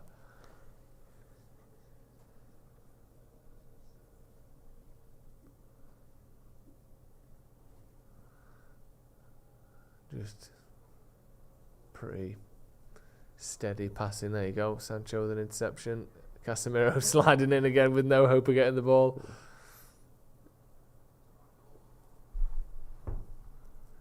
I hope we don't just sit back now. We've scored. I think we're just kind of being Well done, Casemiro. a little bit more solid because they've got in quite easy a couple of times. Yeah. We can't let that keep happening. Fewest goals in a Premier League season for Chelsea is this one by 10. The next, they've got 36 this year. Their next lowest was 95, 96, and that was 10 years Every ago. time the ball bounces off Sancho, it's gone to a Chelsea player. Oh. It's a shit pass. This has been one of the worst but most entertaining 10 minutes of It's bizarre, isn't it? It's absolutely bizarre, the start of this game. And now, look, United counter-attacking again. Look, everyone just sprinting forward. Anthony on the ball, find a pass. Is the one on? Is the one on? No, Anthony does what One Anthony thing you can does. rely on Anthony is at least 3 times a game making a wrong decision. I don't know what was it. Who was the right decision there? Martial? Passing Or just it to slowing down? Sancho, Sancho. right there. Yeah. I feel like if you take that, you got to hit the target. Yeah, he needs to hit the target. But I more think I'm often, more going definitely. off what I've seen in recent games. That one in particular wasn't that bad, but there's been some times where you like Luke Shaw and Malacia special there. Well, just running into, Just running to the back of behind. the window and giving a foul away. What do you make of Lampard this season? Is it the worst season any manager's ever had?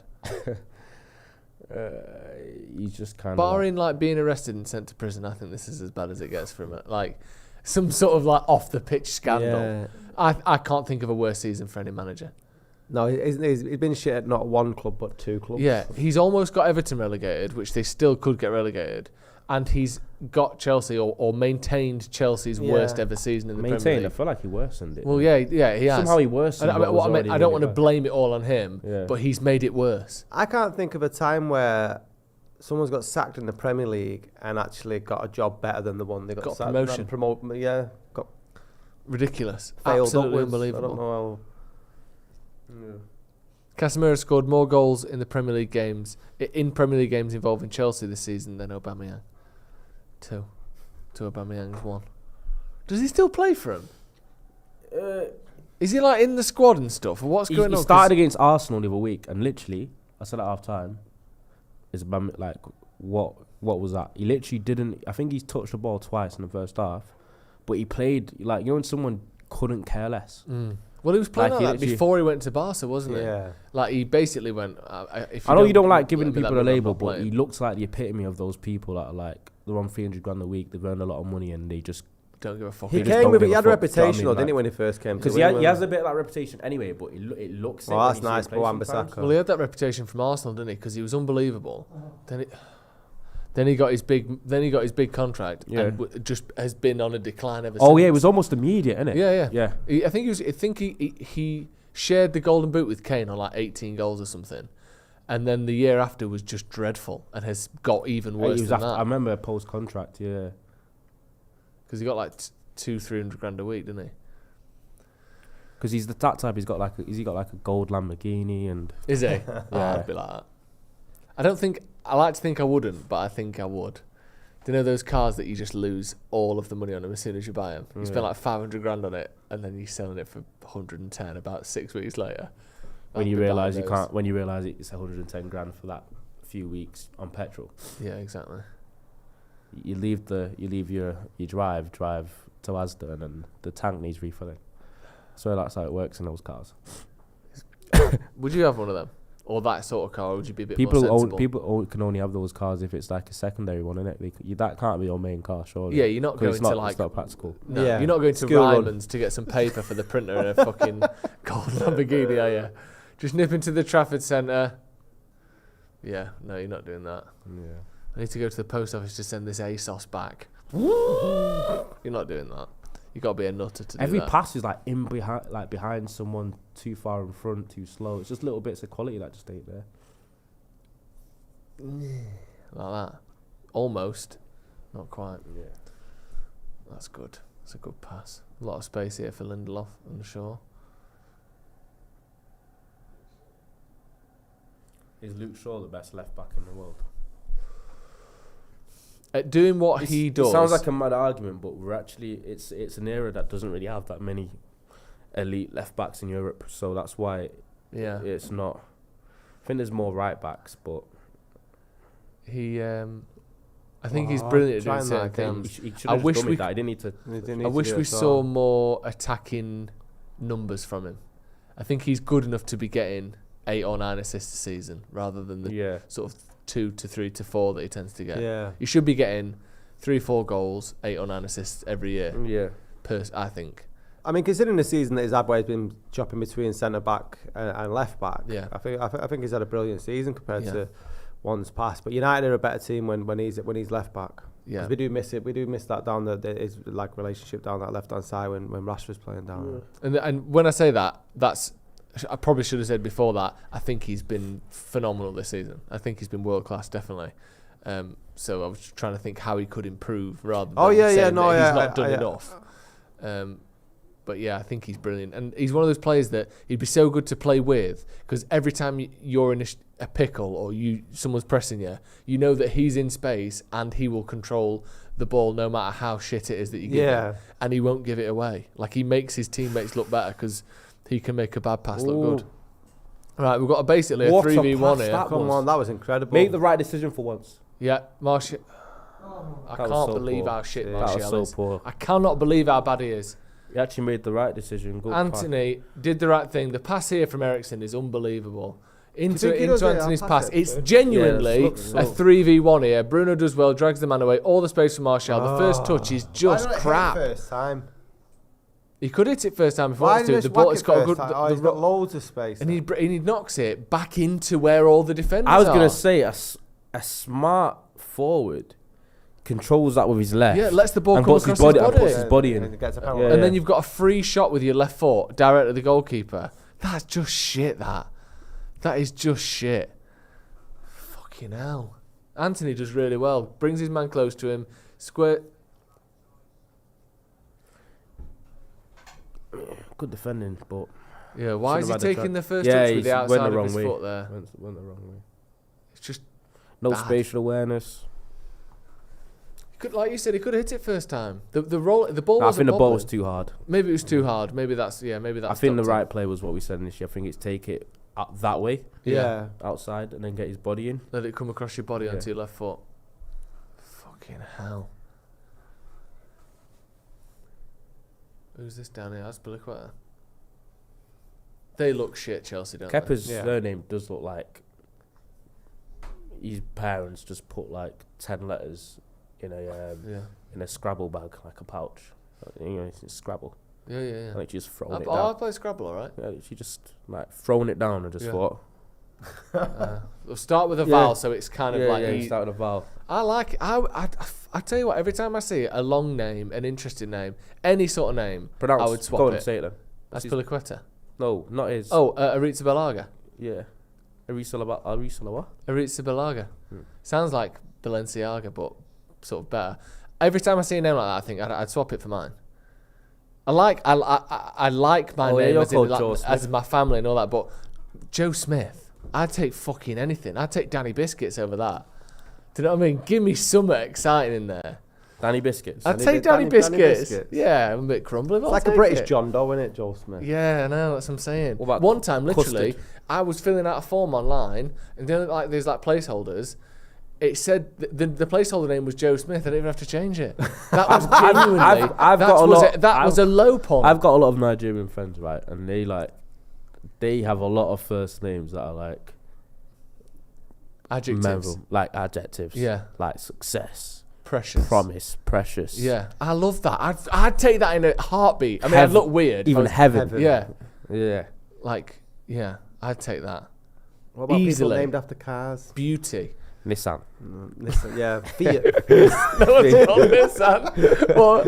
What, like Ferrari or something? Mercedes. Yeah. Ferrari. It's named after a person anyway, isn't it? Yeah. Yeah.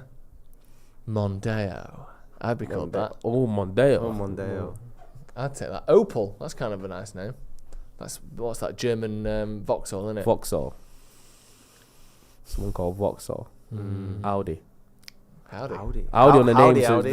there's a guy's super thing he ran out. Super chat. His name was something like 3 T's. Oh yeah. I think it's Tina Tellefson Tatoka. Yeah. I'd take that. He probably has an Audi. I think it's a lady, but An Audi TT. whoever it is, I'm sure they've got an Audi. Audi TT. It's a Duck says we'll dominate the game, but I reckon. We'll dominate the game, I reckon, but then struggle to hold a 1-0 win for the last 10 minutes as per usual. Yeah, it seems to be our way seems this to season. be going that pattern That where it was- looks like we could have been 2-0 up and then That was well written played, before sure. kickoff, by the way. Yeah. And so far, they've been exactly right, which is bizarre. where we start games like this where we can go 2-3 up, but we're not clinical, not ruthless. It Yeah. looks like we're playing really well, and then yeah. before you know it, second half. Before you fall know, to this pieces. 70 minutes have gone, and United are sat on the edge of their own box, Yeah. 1-0 up, shitting themselves. And usually we usually get the clean sheet, but occasionally we get brightened, don't we? But it's at that stage we want Chelsea just not to care as much to go for a Yeah. goal. Or if they do, just go for it in a way that leaves them way open at the back, because everyone's just going for it. Go on, Martial. Come on, then. Come on. What have you got? Not Mudryk. Mudryk's like That's was good. one of the quickest guys in the league, I and know. if he's anything. Especially over those first 10 yards. Yeah. Step overs from Anthony. Yes. Yeah, pre-season. Well played. Pre-season for Well sure. And again. Oh, unlucky. Good. Anthony's down, looking. Anthony, if you're not really hurt, please get up. There's been too many stoppages for injuries already this game. Yeah. Fuck's sake. Anthony's down there. Looks like he's hurt. Don't know what he's done. It looks genuinely. I don't know what's Was going he on. moaning about? I don't know. It didn't look like it was. I thought anything. it just gone down. Nah, it was a heavy challenge. You went through him. So the thing is, he might have rolled up on his foot. Do you know what I mean? Yeah. In the challenge. Or sort of like his knee right in foot. his shin or His something. right Like, foot might have got caught under. yeah. They could be hurt, obviously, because you can. Who would he bring on? Garnacho. I think. Not Rashford? It depends. I don't know how fit he is. If he's fit, obviously it's Rashford. But I thought it was just illness. They swapped Sancho to the Right. yeah, Rashford on the left. Hopefully he's all right, because I think I Rashford know comes he on, can he be scores. frustrating, but I think he's Way this game's our gone. best right winger. Yeah. Rashford, Sancho getting some. What would be the word? instructions. Tactical instructions. Yeah, but quite animated instructions from Ten Hag, isn't it? He's not. It's really pointing and volume, and Sancho's chatting back to him. They And keep making the I circle think Anthony's noise. genuinely Yeah, hurt it here, looks by like the way. it, doesn't it? I don't, Yeah, it because looks he's it. not someone that usually does this. I know he'll go down, but he's. We losing for the FA Cup final, don't we? Can you hear anything being closer to the thing about what they're saying? Neville said it looks like you might be out for quite some time. Did it?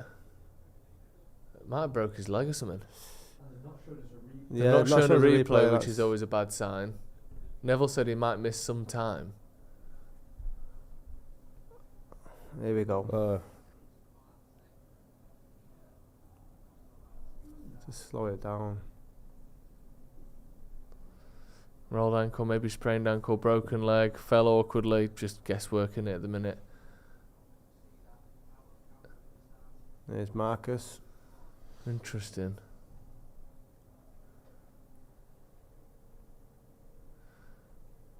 Yeah. People saying about not showing a replay. They've shown one replay, but it didn't seem to show a clear anything really, did it? Hopefully if he's getting stretched off, it might be the end of his season.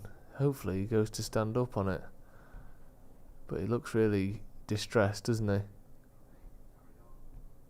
He's standing up though, which is good. So I guess they don't. It's not like a clear break or anything. Yeah. It could have broken it, but the medical team don't seem to think he has if they're letting him walk on it. I wonder why they would let him walk on it though. No, you're saying he can't. Yeah, he can't walk, so he's sitting back down. Fucking hell, that's annoying. Hopefully it's not too serious, but it looks like he could be out for the rest of the season on that.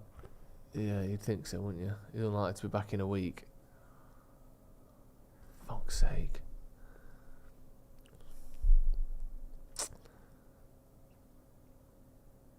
So the thing with him, I know he goes down easy and stuff, but he's not generally someone who stays down like that. He's quite. He'll get back up and fight rather than stay Amateur down. dramatics, yeah. Yeah. Fuck's sake.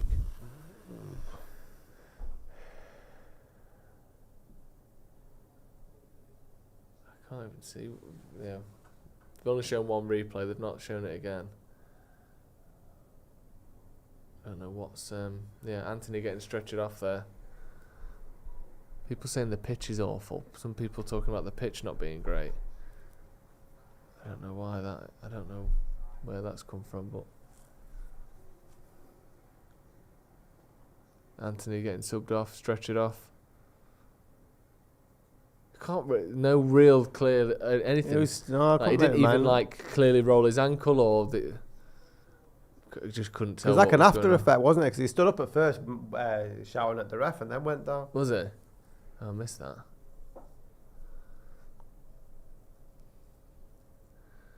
Yeah. Frustrated, Ronaldo? Yeah, because he does offer us a lot of balance on that side. He's our best right winger.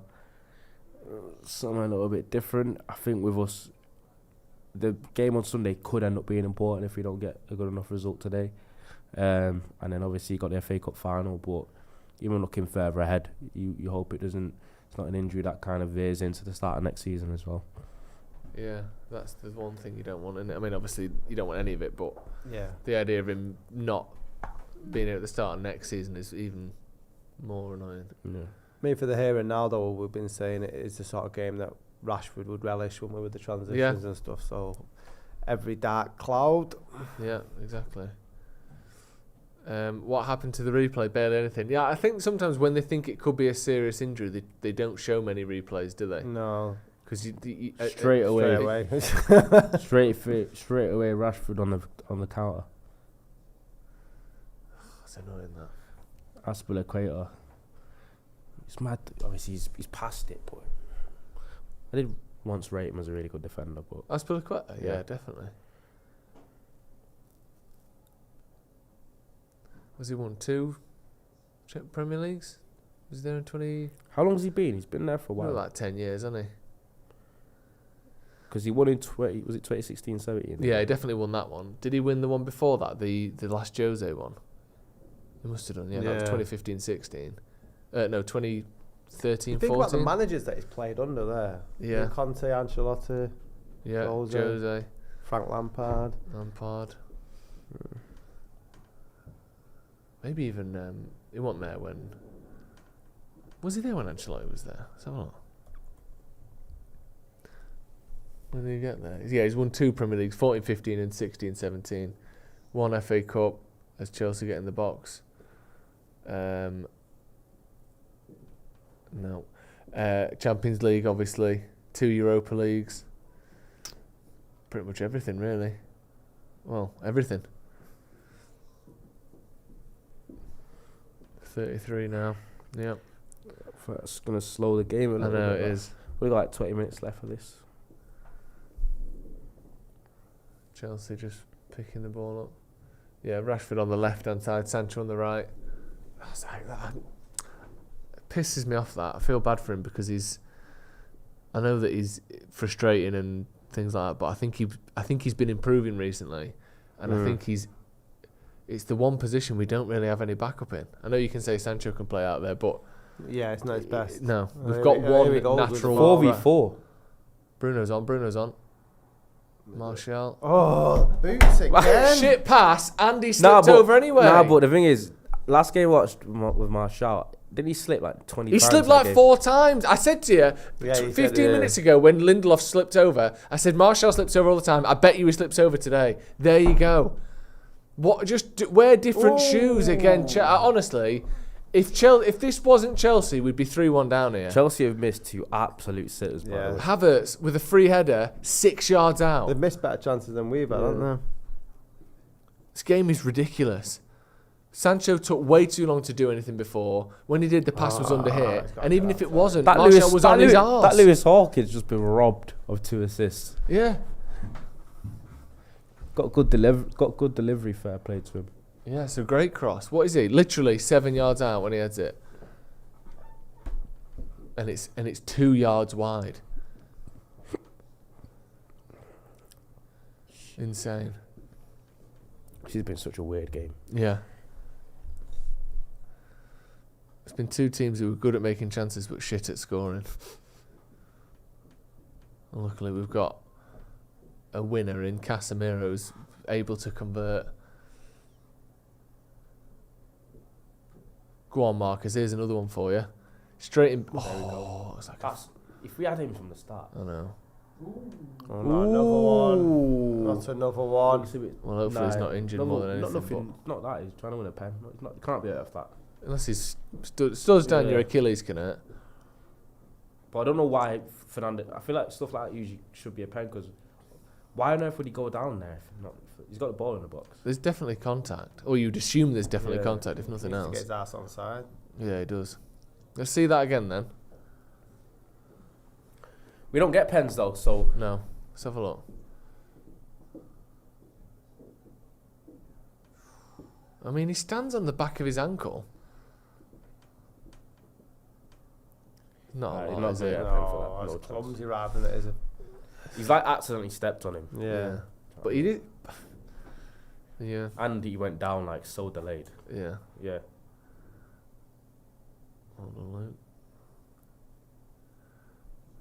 Yeah, it feels like Old Trafford would play slip over more as well. I don't know if it's wetter or pitch is longer or I don't even know, shorter, whatever. Something different to other places, but it seems like at home games more often we're slipping over. Maybe it's the because it's half grass, half plastic, isn't it? I don't know if it's half and half, but it's a combination of the two. See, that's not a foul either, though, is it? Yeah, Bruno there saying he's stepped on my ankle.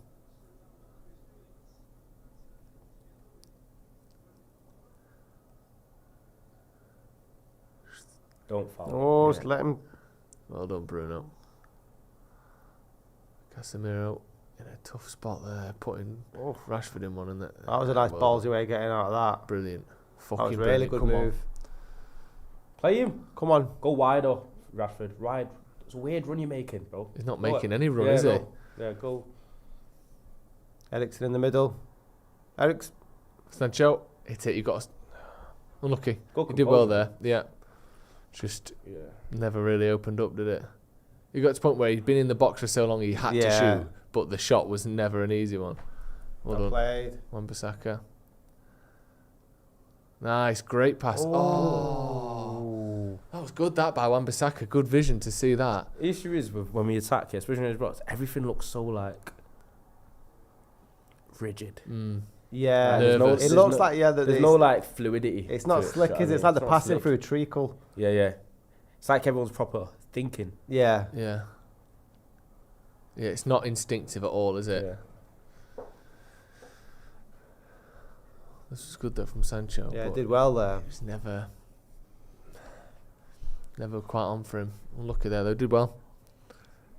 That's what you need more from Sancho, I feel like, where his traits are his touch is brilliant, his composure and like passing in tight areas and vision in tight areas is brilliant. Like the goal he scored against Liverpool, it wasn't the same as that, but that same kind of thing of having the sort of mind to take an extra touch in the box. He's really good at that. Yeah, there's just like Just need to see a bit more of it. Just a little bit of like spark that ain't there. Yeah. I don't know.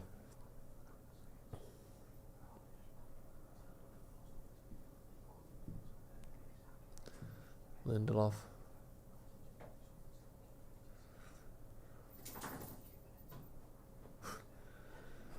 Passing it around the back, keeping the ball a bit more. Nice. Player. Yeah, well done. Yeah, well done. See, even that, we're getting out of it, but it doesn't look... No, scary, innit? It looks a bit like... Yeah. Where's he going to go? He's going to go back to Hay. He's going to go long, isn't he? Go on, win that. Well done. I feel like that's Martial's favourite way to win the ball from a long ball is to get fouled. He prefers that to like Trying to keeping break it down. Yeah. He loves knocking it off and just rolling over under the challenge. He's done well. I mean, he kept possession, but he does that all the time where the ball's coming up to him and he won't try and keep it. He'll just try and go over. This is good. We just won a free kick in the pushing up the pitch, winning a free kick. We put ourselves back in the exact same position we were just in, which is back to the keeper, and he's about to go long in a sec. There you go. Will we lose the ball? Yeah. You know, it's just the same thing repeated itself. Go on, bro. Look at that. Nice. Fell through.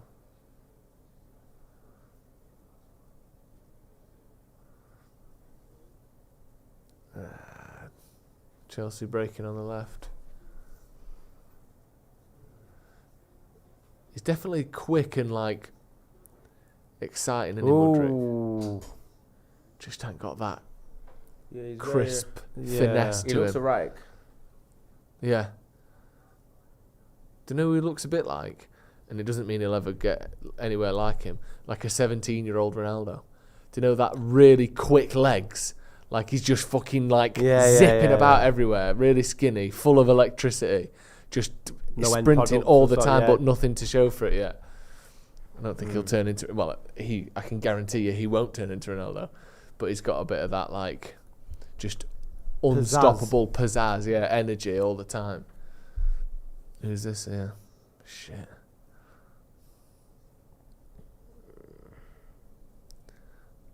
Game's not really picked up after the Anthony injury, has it? With that one chance. Yeah, it's not been as frenetic as it was. Yeah. Remember that word? Yeah, you like it, don't you? You've been using it a lot. You've really incorporated it well into your lexicon. I've not used that. I've not used it in a while. I saw you using it in the office upstairs the other week. Did you see me or did you hear? I saw you and I heard you. You were phonetically I was using the looking word at you. phonetic. How do you see speech? What? Never heard of lip How reading? do you see dialogue? You've heard of lip reading. That's not dialogue though. Well, I saw you say it. I don't know. You said it, and I watched you say it, so I saw you say it. I didn't see the words, but I saw you say those words. Sort of the phonics, yeah. And if anyone's wondering if this game of football is any good, I think this example, this conversation tells all that you need to know. Yeah. But like the show anyway, come on. Yeah, do like the video, definitely. What do you think Lampard's thinking? He's got this game and one more. Yeah. This might be his managerial career over, you know. He's thinking, I'll start. I could start. He'll in get a this West team. Ham job. No, he won't. He's thinking, am I better than Gallagher now? He's not far off. Do you think he don't get another Premier League job? No, obviously, does he? I could see him get a West Ham job in the future. They love all that sort of stuff, don't they? But he's awful. He's had one decent... The best he ever did was doing about the same as Derby did the year before, the year after. Yeah, emulated his the person he success. I think he got, 3 extra points? And he had a lot of like Help. high level low knee players Yeah. as well. Like He did Mason Mount. okay at Derby and didn't get them promoted. Then he came to Chelsea, did okay.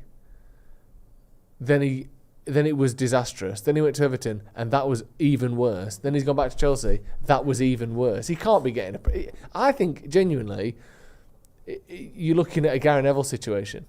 I think if he's honest with himself, he will never be a top level manager, and he can He's either had be. enough experience of it. Hasn't Yeah, he? he's been doing it for 4 or 5 years now. Yeah. He can manage in a different league or at a different level, or maybe in a coaching setup in somewhere. Ericsson, But he's not a head coach, is he? No, me and Jay were saying this on our podcast the other day. Like the amount of players that were great players, but don't go on to be good managers. Yeah. So it happens all the time, doesn't it? I mean, you look at most of the great managers; they weren't world-class players. No. They're often good players, but they're not the best. You know, Cruyff is obviously a standout to the contrary, but like Jose wasn't a great player at all. No. Pep was very good, but wasn't like the best in the world. It wasn't an Iniesta or a Xavi or whatever. Who else? Pochettino. Ferguson wasn't a great football player. Ferguson was good, but not top level. Yeah. Yeah. Playing in behind a bit here, Chelsea. Another chance here for the left back. He'll hit it straight at Wan-Bissaka. I'd probably say in terms of on a global scale, player to manager, Ancelotti. He was so poor, Marshall. He won the Champions League with that Milan team as a player. Yeah. It's a shit layoff. I think Cruyff would be one for me. I think Cruyff Yeah, might be Cruyff, the most influential football figure ever, I think, Cruyff. Yeah. Because he's the best player in the world, and he was the best manager in the world, or thereabouts, and then has influenced all of football since. Yeah. I think that's when you combine them. shout. Zidane's another one, obviously. Won 3 Champions Leagues as a manager. I know, but Won it as there's a player. something about that Zidane. Didn't feel real, did it? No, it didn't feel real. Nice. Yeah, because I don't know. Yeah, Ancelotti's definitely up there. Who else is up there? Ronaldo, best player and manager combo careers. Guardiola's got to be quite high up there because he's probably Pep. so well as a manager. Pep's probably got to be up there as the best. Then you got to go Zidane. Yeah, modern era definitely. But yeah, Ancelotti's definitely up there. I like the managers that come from backgrounds that aren't anything to do with football. You know, like Maurizio Sarri was a banker. Yeah. Arrigo Sacchi, shoe salesman. See, that's good, isn't it? How can you Just do gonna that? just gonna name off all the Italians, are we? All right, well, AVB. you go on, you give us some. AVB? He wasn't a footballer, was he? Oh, no. Got to be Chelsea manager. Tottenham manager. They love sharing a manager, don't they? What's that about? Well, Tottenham and Chelsea. Yeah, they're meant to be... Poch is going to get them. They're meant to be rivals, and then it's going to be Poch, Conte, Jose, AVB, all in the last 10 years. Tottenham Chelsea is actually got to be one of the most like volatile rivalries in the modern game right now. Do you think? Every time it's the one that game. was nice. It's the. Remember when you used to watch Liverpool Everton games and it used to be like That wasn't. borderline violent. Yeah, It's not like that anymore. But Tottenham and Chelsea, every time they play, it's like aggressive. Royal Rumble. Weird, isn't it? Yeah, And yet it's they're weird. so willing to share players and managers. Yeah, it's such an angry game whenever Tottenham and Chelsea play. It's weird. Last 10 minutes has been all Chelsea, by the way, if you're not watching the What I was game. saying about Chelsea fans is when I went to KFC before, I went past the pub and it was just full of Chelsea fans, and they Was it? cringed me out so much. Why? It's just the typical lads, and it was like they were literally stood outside it, and they looked like they were guarding the pub, like over like you're doing all that, and I'm like, proper cringe. I was like, Muppets. I was like, what Muppets? Is that what they're like? I've not really come across that many, but No. it's like they thought they were in Green Street. Green Street, Yeah. That's the vibe I got. All of the badge out. Yeah. Ericsson just throwing the ball straight to a Chelsea player there, and fouling him on the way back. Is he getting booked? No, he ain't. Has Ericsson touched the ball this game? Apart from that unbelievable volleyed pass that he did. What? And that free kick he may or may not have taken for the goal. Yeah, other than that, he's not. He's literally been a bystander. To be honest. Well, United's whole team has. We've barely touched the ball in the last 10 minutes. It's been all Chelsea, and it's happening. Look, running at us again now. There's an argument given the chances they've had. The Chelsea probably been the better team, and there's an example. Well, they should be free. They should have scored 3-4 goals easy, Chelsea. How on earth have Chelsea not scored? I don't know how they keep missing these chances. Like, this is so easy. One This is good why- turn, this is good what- run, I but thought we were bad at finishing. yeah. Like, the passing there is There's little very things you good. can't see while I'm talking with Ericsson. The amount of times they've blasted through central areas of the pitch where like Ericsson can't get back, or he's like he looks like he's running in quicksand. Yeah. And just physically, like, he's not he can there. get, like, he can get bullied, can't he? It's not bully, just like slow-footed. Yeah. But I mean, I think he gets rolled quite easily, or if someone can knock the ball past him, he's not catching him up, is he? Yeah, that's what happens. It always happens in football. And you know, when you're allowed to, you've got a certain amount of XP points for attributes, and all is just into tech. Yeah. Yeah. It's not physicals, is it? He's not particularly athletic, is he? No. Since the Casemiro goal, United have only had 35%. They scored quite early. Yeah. Yeah, we've had 6 touches in their box since we scored. 2 shots to Chelsea's 5. Although somehow Chelsea have had none on target. But honestly, if you're watching, you know. If you're not, 3 of those chances were like brilliant chances. One was a header from 7 yards out with no one in front of him. One then was just a shot across goal from about 10 yards out, missed the target. And Mudryk was a tap in, wasn't it? Well, it should have been. Yeah, and Mudryk had a tap in. Go on, Varane.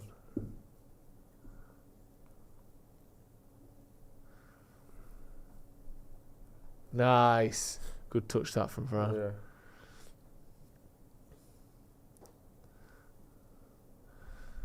Six-minute stoppages. Can we hit him with a time. sucker punch though, just before half time? It'd be nice, wouldn't it?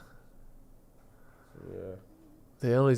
All we've got at the minute is pass, get pressed, give it back to De Gea, get pressed, give it back to De Gea, boot it long. We need a bit more than that. Varane's had to go in midfield.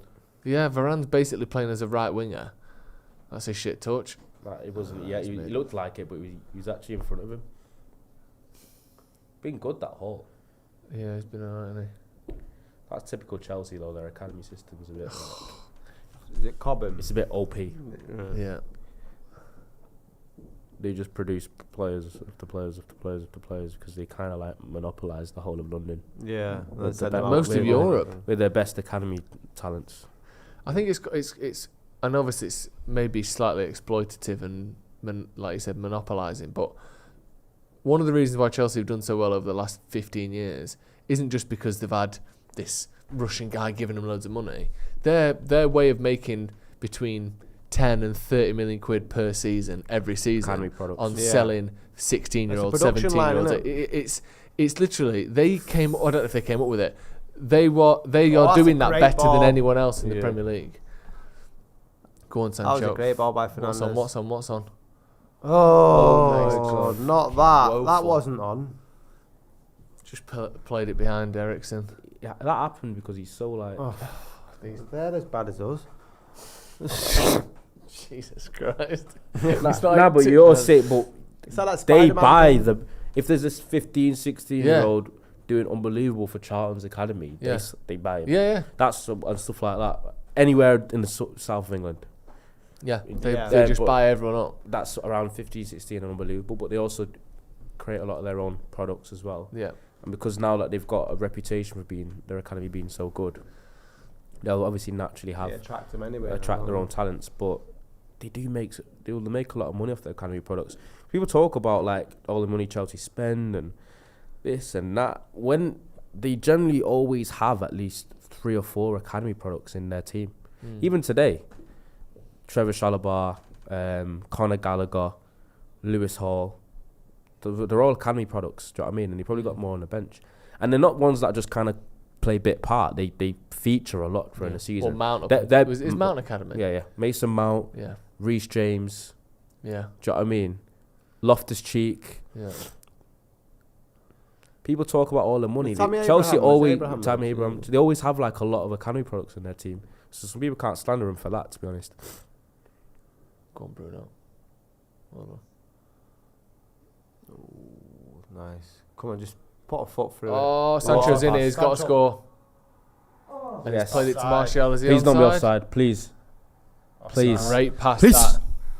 Sucker punch, finally. Great pass from Sancho there. Really good. Looks like Thought it was Martial offside. thinks he was onside, doesn't he? Yeah. 2-0 Manchester United. Sorry for the delayed, subdued reaction there, but he didn't. I didn't feel like it was a goal. No, Do it you know looked what I mean? like he could have been offside, didn't it? But he wasn't. Brilliant from Sancho. The pass from Casemiro is what sets it all up, though. The good run from Sancho, but the pass here from Casemiro is absolutely unbelievable. And then the pass from Sancho is unbelievable as well. Great run. What a That pass by is Casemiro. unbelievable. No look. Good touch. Outside of his foot. Martial's behind the ball. No chance of offside. Simple. That's a great There we move. go. Look Against at that. Oh, Casemiro! Samba. No look as fuck. That was great. Who was it who scored? Who did that no look pass? No, there was someone the other week or this season. Oh, and he was just looking, and everyone was like, "Oh, the no look pass." He passed it, and then looked away afterwards. was an You're Arsenal, like, it was an "You Arsenal." can't I hate do those that." ones. The ones where No, passes it and then when he gets there. Yeah, you're looking the other way. That don't count. Gabriel Jesus, yeah, everyone's like the this. Premier League put the tweet out for ice in his veins. You're like, no, he's Yeah. watched. He looked Watched it past and it, and then turned looked round. away afterwards like he never did it. Great goal, that really good. Imagine you no look goal, you've scored, it's gone in the net and you've just done that. Yeah, just look the other way. Yeah. No look that. The best one ever is slip is the Steph Curry one where he takes the 3-point shot. Oh, yeah, and like, he turns around just as he and released looks it. at the opposition's bench while the ball's still in the air, knowing Yeah. it's going in. Yeah. That is unbelievable. That starts running back. That's more like it. You said, didn't you, Ronaldo? Give him a sucker punch. Look at Lampard. He hates it. Of course he does. Nah, I don't think he does. I think he's. I think he hates it. I don't think he's arsed. He's done. He's not arsed. He's done. This is his career over, you know. Like, if you think of him as a footballing career, it is BT Sport next season for him, innit? You know, I could see him being a pundit. Yeah. I'm not saying it's a bad thing. I'd love to be Is at it BT mad how bad of a Sport, manager? but he wants to be the best manager in I the know world. you would. You're on there a lot. Yeah, I love it. Half time then, Manchester United 2, Chelsea 0. That's a great. I mean, Joe secretly handed in the transfer request. It's all right though. to BT Sport, I hadn't done any of that. BMW Racing 1974, so it's 2-0 will do me for the first half. Lampard looks resigned to defeat. Hamza says Casemiro is just world class. Jay and Joe's adopted son Benjamin says let's go. Matthew Taylor says Martial, he back score. He back score. Right, He's back and he scores. John Capo says Lampard poop Dom. Don't know what that means. Don't know whether it's meant to say Papa Dom or something to do with being dominated by a poo. Who knows? But Manchester United are 2-0 up. Ronaldo, give me your thoughts on that first half. One where it genuinely could have been 4-0 to Chelsea, and instead it's 2-0 to Man United. 2-0 flatters us. It flatters us a lot because, if I'm being honest, Chelsea have had a lot of gilt edge opportunities. They've had a lot of touches in our box. They've had a lot of opportunities. They've looked dangerous when we go forward, and we've looked very, very shaky, very, very shoddy. 2-0 isn't probably a fair reflection, even though we've looked fairly dangerous at times when we've gone forward. I think a couple of players have made the wrong decisions at the wrong times, but we've always looked like we're capable of scoring when we've gone forward. And both teams have looked like that. We've just been a little bit more clinical when we've got the chance, which is something that we've been lacking hugely in the last couple of weeks. I mean, it's probably against the odds, really. And like previous games, probably wouldn't have scored the goals he's done today. For me, Casemiro's been the difference, really. The goal with him with the header, and then that cheeky through ball, then where the no look pass, and then Sancho did it well to set Martial up. But yeah, it's worrisome at the back. I'm glad we've gone in 2-0 at half time because I can't see Chelsea being arse now coming out the second half. I just can't. With the chances they've missed as well. They should just throw the towel and let's win 5-0. Yeah. Well, on that, I want to get some stats up because it feels like the sort of game where you're watching it thinking, this is a bizarre game. It feels weird to watch, doesn't it? United have had 4 shots to Chelsea's 7, 2 shots on target to 2 goals. United have had 1 big chance, which must be that Martial one because that was I'd have scored that. Chelsea have had 3 big chances. They had the Mudryk one, they had the Conor Gallagher one, and the Havertz one as well. That header. It's almost been like a sort of microcosm of their whole season. Wonder what the XG say. Well, I'll find out for you. Their whole season could be summed up in that first half, couldn't it, Chelsea? Where there's clearly some talented players there. They make good chances, but they are just horrendous in front of goal, like unbelievable in front of goal. Yeah, it seems to be a massive lack of confidence as well. You know, the strikers, especially the Mudryk pass, which was a chance that he missed. But it's worrisome from a United perspective, though, that they were getting through so easily. A lot of it was coming down the left wing as well. Not that that's a critique of Luke Shaw, but it was worrying how easy they were getting in behind. I thought United fell off when the Anthony injury happened. It seemed like after them, Chelsea seemed to get put us on the back foot, so I'm not too sure if that shook them up. But I just think that sucker punch, 6 minutes into injury time in the first half, it's a good time to score in the first half. Yeah, definitely. I don't know what United's is, but according to BBC Sport, Chelsea's XG is 1.52 in that game. So they should have definitely scored 1 goal. That's a lot for a first half, by the way. That's a hell of a lot. Yeah. So, and what was ours? We don't know yet. I don't know. I'm going to try and find ours. I saw another tweet that said 0.25, but it wasn't from someone that I'm... Can't be 0.25, especially with the Martial chance. That's got to be... The Martial chance and Casemiro's header would be both decent XG. I think probably looking at 0.8, 9. Yeah, I would guess that. But again, we are guessing. Let me try and find it. But yeah, certainly Chelsea have had the better chances. Give me your thoughts on the first half in the comments as well, because it was a bizarre one. Not just the chances, but just the feel and the shape of the game was weird, wasn't it? Right from the first few minutes, you were watching it thinking both teams are getting in way too easy here. Yeah. I can see why Chelsea aren't trying as much, but United looked like you said it straight away, Ronaldo, like a pre-season game. It was just it looked like both teams just weren't that too fussed about defending. There were so many transitions in the first 10 minutes. It looked like a basketball game. We're very open. They were getting in at will. We were getting in at will. And then it slowed down after we scored. Yeah. I think they mostly regained control of the game now and look more threatening than we have. And we've had a few breakaways where some of our forwards didn't make the correct decision. But this is the problem that we're looking at in terms of next season and the next step. We need to be able to control games better. Yeah. We've got 2 very, very dangerous issues, and that's one where we aren't clinical enough when we get opportunities and often make the wrong decision. And then you've also got a situation where we're almost too easy to play against and play through, and then we don't control games.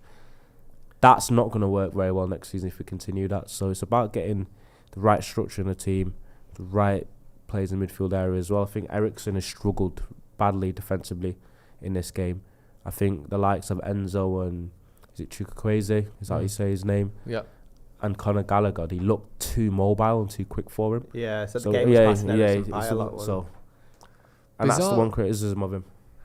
It's who's been good? I don't even know who's been good. Casemiro. He's been good, but then also at times they've just been pissing through our midfield, and he's been up the pitch sliding in for tackles that weren't there. I mean, and he scored himself out of the game. Assistant, I'm not saying he's been bad, but I mean, it's not been like a flawless performance by any means. He's not, but I think he's been our best player today. Yeah, I would agree. It's either him or De Gea. It's either him or I think Varane's been pretty good. Yeah, Varane's been good. Other than that, Sancho's had some good moments and some really weird bad moments, ones. yeah. Martial the same, frustrating but exciting as well. Kobe Mainoo has been named United's Jimmy Murphy Young Player of the Year. If we get a tweet out about that would be very good. Interesting that's where is it? Simon Peach, announced on the pitch there, which is good to see. Kobe Mainoo there getting the Young Player of the Year award. Good stuff for him. I mean, he's not played a lot for the first team, which that's kind of the point, isn't it? He's the Young Player of the Year. So good on him. Well done. Just on Chelsea, I know this is maybe pushing it a little bit far, but do you know people always say this thing of like talking about Arsenal or talking about whoever, where they say, well, Liverpool will be better next season and Tottenham will be better next season and Chelsea will be better next season. When actually, if you look at the last 10 years as an example, every single year, one or more of those teams has a shit year and sacks their manager. So they're never all great at the same time. No. But do you think there's a chance that Chelsea could bring it back next season? Like, pushing for a top 4 or going for maybe, comfortably top 4. I know they're miles off now, but they've got some good players, haven't they? I think so. I think their players are too good to be finishing the bottom half of the table. I think they'll be thereabouts again for top 4.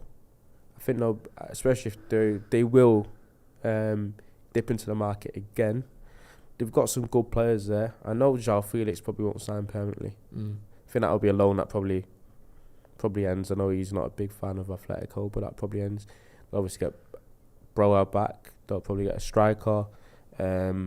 People forget they've already signed Nkunku. Yeah.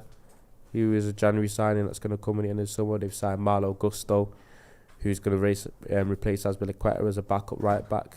That's probably one of the better backup right backs you can have in Europe, to be honest with you. When you look on paper, when Chelsea step into the first game next season as their best 16, it will probably be one that can rival most teams in the country. So I very much doubt, with a pre-season or a new manager actually knows what it's doing, I think they'll be better. Pochettino as well, who doesn't, or we've yet to see him have that real high-end ability, but he's just below, like he's good at keeping teams consistently performing well, isn't he? Yeah. Even if he hasn't maybe got that killer instinct in finals and I stuff think like that. one of his better traits is man management as well, which might be key for this Chelsea side. Yeah, definitely. Sashit says, this front three is one for us. These three haven't played together all season. Martial, Sancho and Rashford, by the way, which is mental. Remember pre-season? We've seen it already, the link up there. That pass from Sancho was, it wasn't the most difficult pass in the world, but the vision to have that pass and to make it 100% chance rather than taking the shot yourself and having a 50-50, I thought that, that was good from Sancho, right? Yeah, exactly. And Rashford's been bright when he's come on. Yeah. Obviously, Sancho's been very hit and miss. Some really good moments, some bad ones. Martial, for a large part, apart from his goals, been really, really poor, I think. I agree. So I think there's more to come, really. Chelsea are there for the taking defensively if we actually buckle our ideas up. It's just about keeping an eye on the other end, because they're looking quite expressive and quite fluid when they actually go forward. And they do look capable of scoring, so I don't think the game's dusted yet. No, I would agree. Danny says, Sancho is such an unselfish player, needs to feed a 9. Abhinav Verma says, how was this midfield better at Stamford Bridge than here? It's fatigue. Is it fatigue, lack of focus? It seems to need some fresh faces.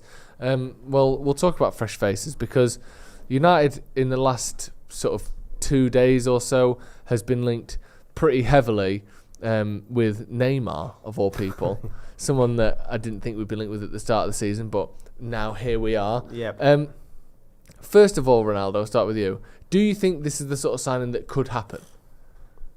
I doubt it. Yeah. I don't see us doing that at all. Why not?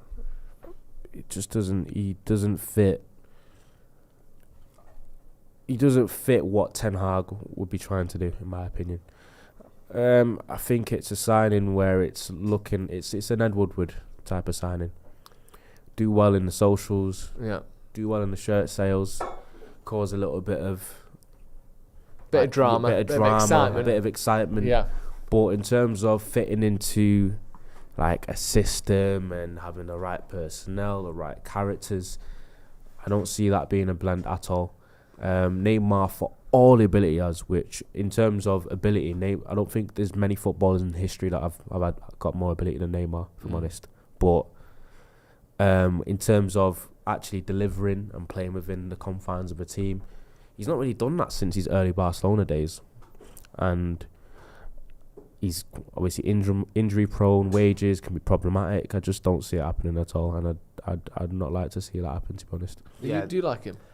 I agree with Ronaldo as an exceptional talent, but I just think the personality would be a massive clash. I know he plays in the Brazilian squad with Anthony and Casemiro, but it just seems that Neymar is about Neymar. Yeah. Whereas at the moment it seems to be that we're building this cohesive unit of personalities, and the problem in the past, we've had too many people in that changing room that were divas. I mean, we look at Ronaldo, we got rid of one, but he's a great player, but you just don't fit him. I think Ten Hag said earlier on this week, it's about strategy, and you mentioned it a lot tonight. It's about getting the right players in. It doesn't matter how much they're going to cost. It could be like a 10 million player who could do the job as long as they're fitting in with the strategy. Neymar just seems a little bit to a continuation of what we've done in the past by signing players past their peak. You know, the Cavani's, Ibrahimovic's, bringing Ronaldo back. It's mad, isn't it?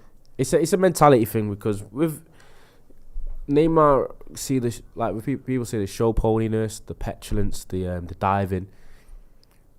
Neymar still is as productive when he plays as any forward in Europe. Yeah.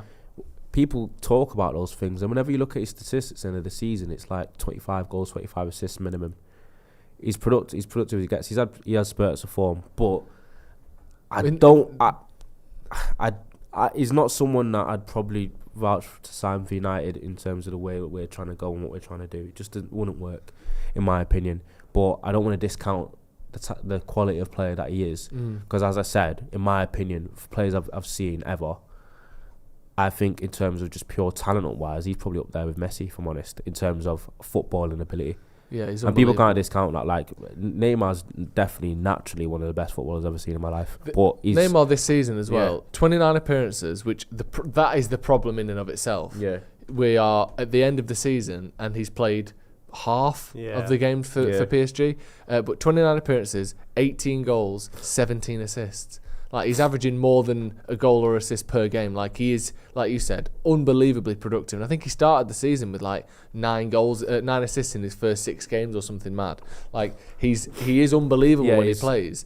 But I think there's the motivation perspective. There's the, you know, does he really care about playing for Manchester United at this point in his career? But also, the injuries are massive. He hasn't played 40 games in a season for 6 years. Yeah. Like, I think it was 2016-17 was the last time he played 40 games or more in a year. And if you're playing for Man United, that isn't good enough. Like, what I think Bruno played 40 games by January. Yeah. Would he take Neymar on a loan? Yes. If it's on a loan, I think if it's on a loan, a 1-year loan with an option to buy at the end of it, you've got yourself a yes from me. Because why not? Again, it's one of those where if he's not that great, well, it doesn't matter, it's only a loan. And if he is, he could be the difference between, you know, a Premier League or not, or a Champions League or not. Alone, and then we're getting a Harry Kane alongside him. Yes. And that's, so where does Neymar play in that front? What's the formation? Put him on the right, put him on the left. To get there. I can't see a loan deal happening. For me, when you hear all this sort of news about him leaving, it feels more like he's being pushed from his agent side than anyone at Manchester United being serious about this. Well, there's mentioned in L'Equipe, which are not the most reliable, but certainly not an outlet that is notoriously just full of shit. Do you know what I mean? Yeah. It's kind of mid-range level. So maybe not. Joe Cucurio says Neymar's played 57 games in the last 3 seasons out of a possible 112. No thanks. I tell you what, I would take him on loan. Would you have him on loan? I would have him on loan. He takes an annual day off as well for his sister's birthday a year as well, so you've got to think about that.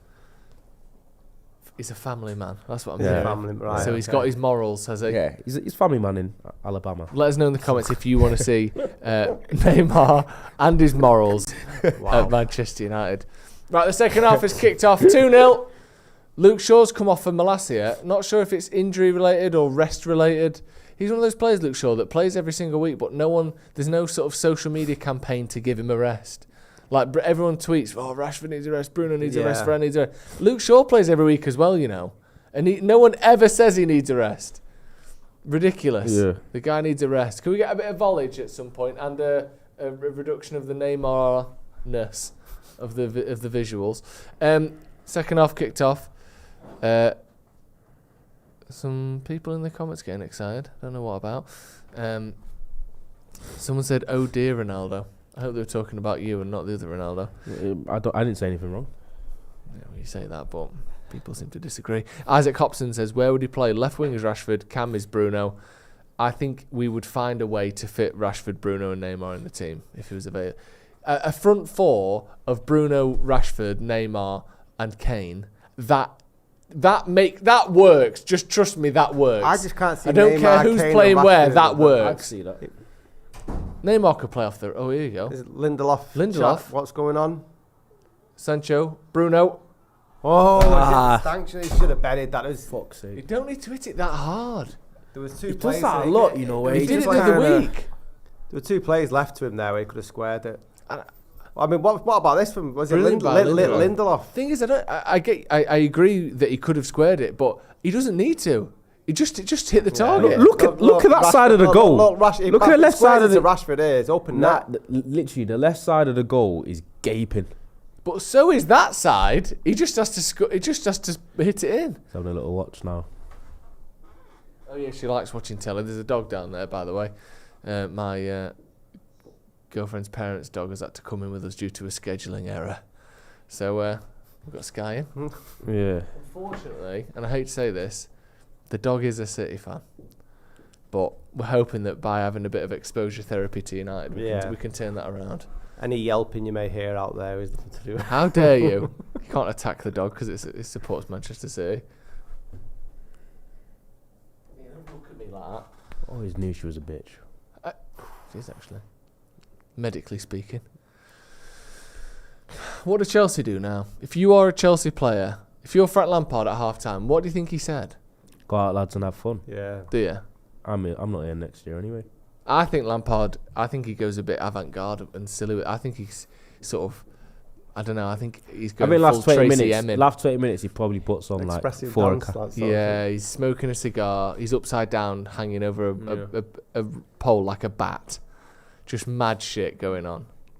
Covering himself in slime and stuff. Like some kind of real postmodernist half-time team talks. I'm not sure what you do say though. That's what I mean. It's You're just a complete- shit. yeah. You've been shit all season. I'm shit. I clearly can't get the best out of you. You're 2-0 down. What does he say? You'd have to just say, you're all good footballers. Go out and show me how good you are.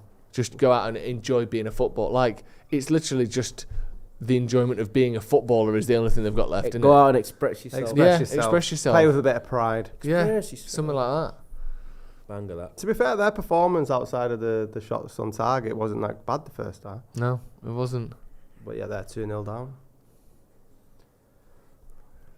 Does this sort of performance worry you any more for the final? No, I don't think. I think we're playing a different way.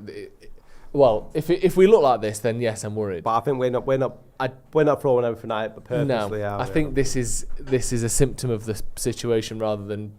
I don't think this is all we've got, and we won't play anything like this open or this. Yeeps. Oh, lucky. Bruno trying to play Sancho through there.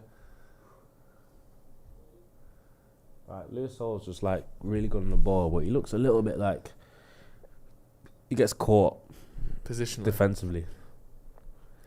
Yeah, Sancho's had some good success down there. And he hasn't was getting in behind him as well.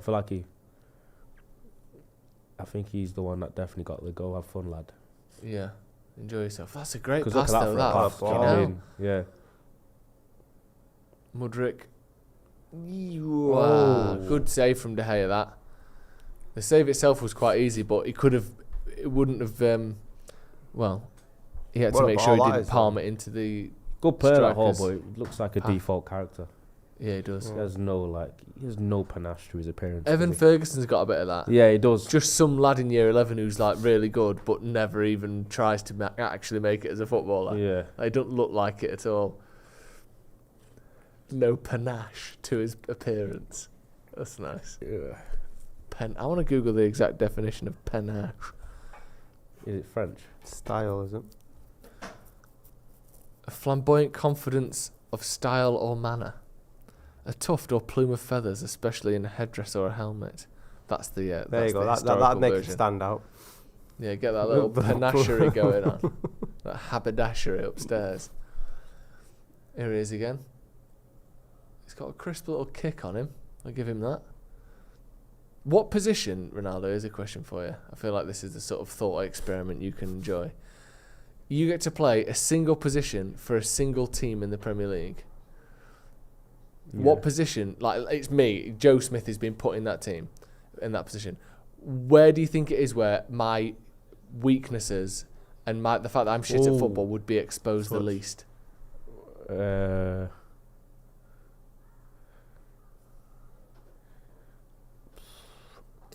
Up front for Man City. You think? Simple as that. Yeah, but I'd stop them winning the league, which would be a disaster. Depends what you're asking. Go on then. Oh, Wan-Bissaka's in here. Comes back. I well so wish played, he shot Malacia. that with his left. I know. Nice. Loads of space. Malacia. Yeah! Oh my God. It's harder to actually miss that than it was. Oh! Fucking hell! This game is mental, isn't it? So many missed chances. How has that not gone in? I don't know how he's missed that. Ericsson's literally. He's going to end up being like 3 each. He's a centimetre off the. Oh, it's behind him. He behind actually him, does isn't it? quite well to get it on target at all, but this one from Casemiro again. Oh, inches. Malacia does so well there, and it's that tackle actually from Azpilicueta, isn't it? Just enough to let Kepa get back. Started well this half though. He's off. Casemiro with a good strike there. You need the keys, Ronaldo. The keys to the city. Someone will sort him out there. I got up there and decided it's not worth it. Really? I'll just hold it in for the cause. If someone could give Ronaldo the keys, that would be good. Okay. Oh. I don't know that. Is that Azpilicueta there? Yeah, isn't it? If I was a player that was that important for a team, I won't be having 28. Is it one of them ones where it's emotionally invested? Yeah, I imagine so. What number would you have? If I'm playing in Azpilicueta's position, give me 4 or 5. You want to do like the traditional? Yeah. Or I want to go full like basketball or just number 0. Yeah. Do you have any numbers that are sort of like that? I can't say 24, which is my birthday, because that is exactly the opposite point to the one I've just made, so I'm not allowed to say that. You going with the girlfriend's birthday? September the 11th. Is it really? That's Lizzie's birthday, yeah. Rough stuff, that, innit? Yeah. Do you? Probably one of the kids' birthdays, I guess. Yeah, nice. That's good. One of them, though. Yeah, and you know which one as well, let's be honest. There's a specific one, not just any of them. Nicholas Walker says, just seen Stephen Howson's video on the potential cost of Rice and Mount. Has he always been so shy? Yeah, it sounds like he was kicking off a little bit, but I think he'd had a bad day. And it looked like it, honestly. He took it out on Mason Mount, which is fair enough. Does he not want either of them, Howson? No. I don't think so. He certainly doesn't want them both for the price. If you're looking at 150 million for them two, no, that's astonishing, isn't it? Although we did pay 120 million for Wan-Bissaka and Maguire, and that certainly worked out. I don't think we need both. I'd rather build year on year rather than go out and just, I'd rather strengthen up front and midfield. Yeah. One player each, and then. Yeah, I agree. I don't think our midfield is that far off either that we need two. Well, maybe we do, but not two expensive midfielders, because that's at the expense of somewhere else. Yeah. If you get Rabiot or, even a Sabitzer for 25, I think that works better than two 50 million plus. Rabiot was not had a bad season, I don't think, at Juventus. He was doing well before Christmas. Yeah. People saying he's had one of his best seasons. Just a note here from the producer, which is great news. Anthony has not been taken to hospital, apparently. That's good. Which is really good. Where's that info from? From Sky. So that's really good, which means that it's probably not suspected to be anything worse than a bang. Because even a severely sprained ankle, you'd take to hospital. So I don't know whether they maybe got an X-ray machine in the back or something. I don't know how they've assessed that, but they've decided not to take him to hospital, which can only be a good thing. I think the fact that he felt he could stand up was a good sign, to be honest. Yeah. If you broke anything, then you're not going to, if the stretch is there, why wouldn't you just go straight out on it? Chelsea just having their few looking good moments again out there before the half-time. Done well again. Azpilicueta back to Gallagher. Azpilicueta scoops it around the corner. Gallagher crosses it. Headed away by Wan-Bissaka. Go on then, who's that? Nice. Good stuff by Sancho there. Good awareness. This has been a better second half, this. It has. It's open again, but both teams seem to be attacking with intent rather than confusion. Yeah. United look a bit sharper, don't they? Casemiro, Bruno. Oh, he's got lucky there. I'll take it. Go on then. Rashford's not had much of the ball, has he? No. He's not done. He's done quite well actually when he's had it. That's not a foul, is it? Oh. He always looks like he's hurt himself every time he gets tackled, doesn't he, Rashford? Good tackle. Well played, Molassie. That was a... You what? Referee, you dick. Surely he got the ball. Unless he thinks he got it after he'd fouled him. Rashford limping about. Fucking hell. He's running at least. He's always on the brink of an injury, Rashford, isn't he? He's always playing with something or a limp or a it's like your wince. car just before it needs its MOT. Yeah, all the time. So it looks like something can break any minute. Free kick to Chelsea. What, 35, 40 yards out? That's Biliqueta across it.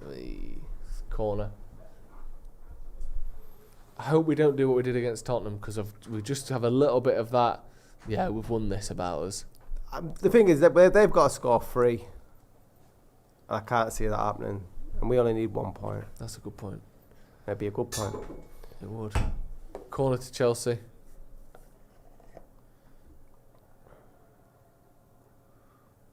Get some posh waters in that.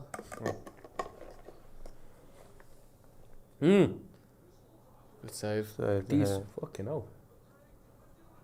Hollywood save that.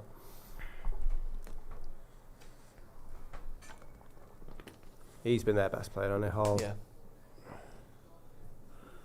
Yeah, he's been really good. Decent strike that. Comfortable save. Both comfortable He's sold saves. another one in well. the carousel of players that they end up making 10 million profit. Yeah. Yeah, they're selling for 12.5 million to Palace next season. And then that's easy. What have I missed, by the way? Nothing. Absolutely nothing. I like that. Oh, the Ericsson missed, did it? The open net. Did you see the Ericsson one? Oh, yeah. I was yeah, here. you saw that. I was here. Sound like Beyonce. Oh, he's ripping up tissue. Shit. Is that yours? Yeah. Get it off her. She won't bite you. She's eating it. She's eating the tissue. That's not good. This dog eats, honestly, I was on the train before on the way in. The dog was eating chewing gum off the He other knows side. he knows she's trying to get it off. He knows she's trying to get it off. Were you talking about yourself in the third person then? The dog knows that I'm trying to get it out of his mouth.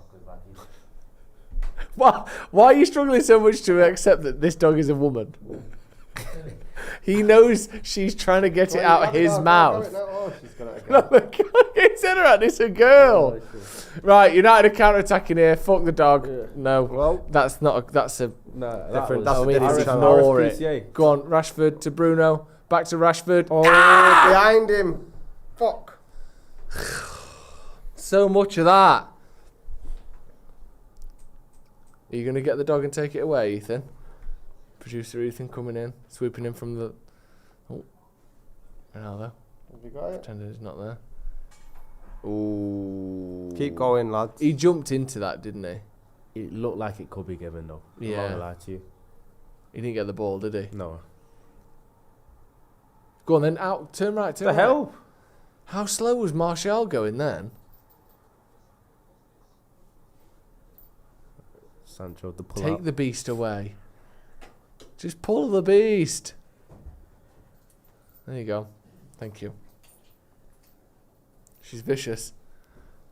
Isn't he? I'd like to see Garnacho come on for Martial. Martial and then Rashford go up front. Yeah, I'll take that. Martial then looked like he was like, we've won this. I don't even need to fucking run, let alone sprint. It's bizarre, wasn't it? He got the ball, and this side of him was completely open. He went, just walk forward a little bit, and oh, there is people on the right.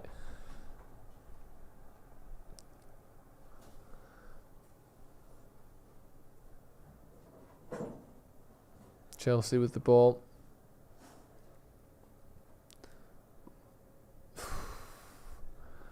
They're just mad, aren't they, Chelsea? It's so weird to watch them. Every time I see them play, I think they're quite good, these. And then they don't win the game. Yeah. They're always all right, but just shit. Like, second half, they've had 73% possession, Chelsea. 3 shots, 3 on target. There's another one, straight at the keeper. Like, they do this every few years, though, Chelsea, don't they? Was that 3 or 4 years ago they finished mid-table? They have a little implosion season, and then they bounce back, don't they? Because I think that's not a penalty because he's not actually trying to go past him. All he's doing is trying to run into him. He stood on Casemiro's. I'm not going to lie to you. If that was against us, I'd be pissed. Would you? Yeah. That's a pen. I don't think it is. What a pass. Oh, a little dummy as well. No. He's not fast enough there.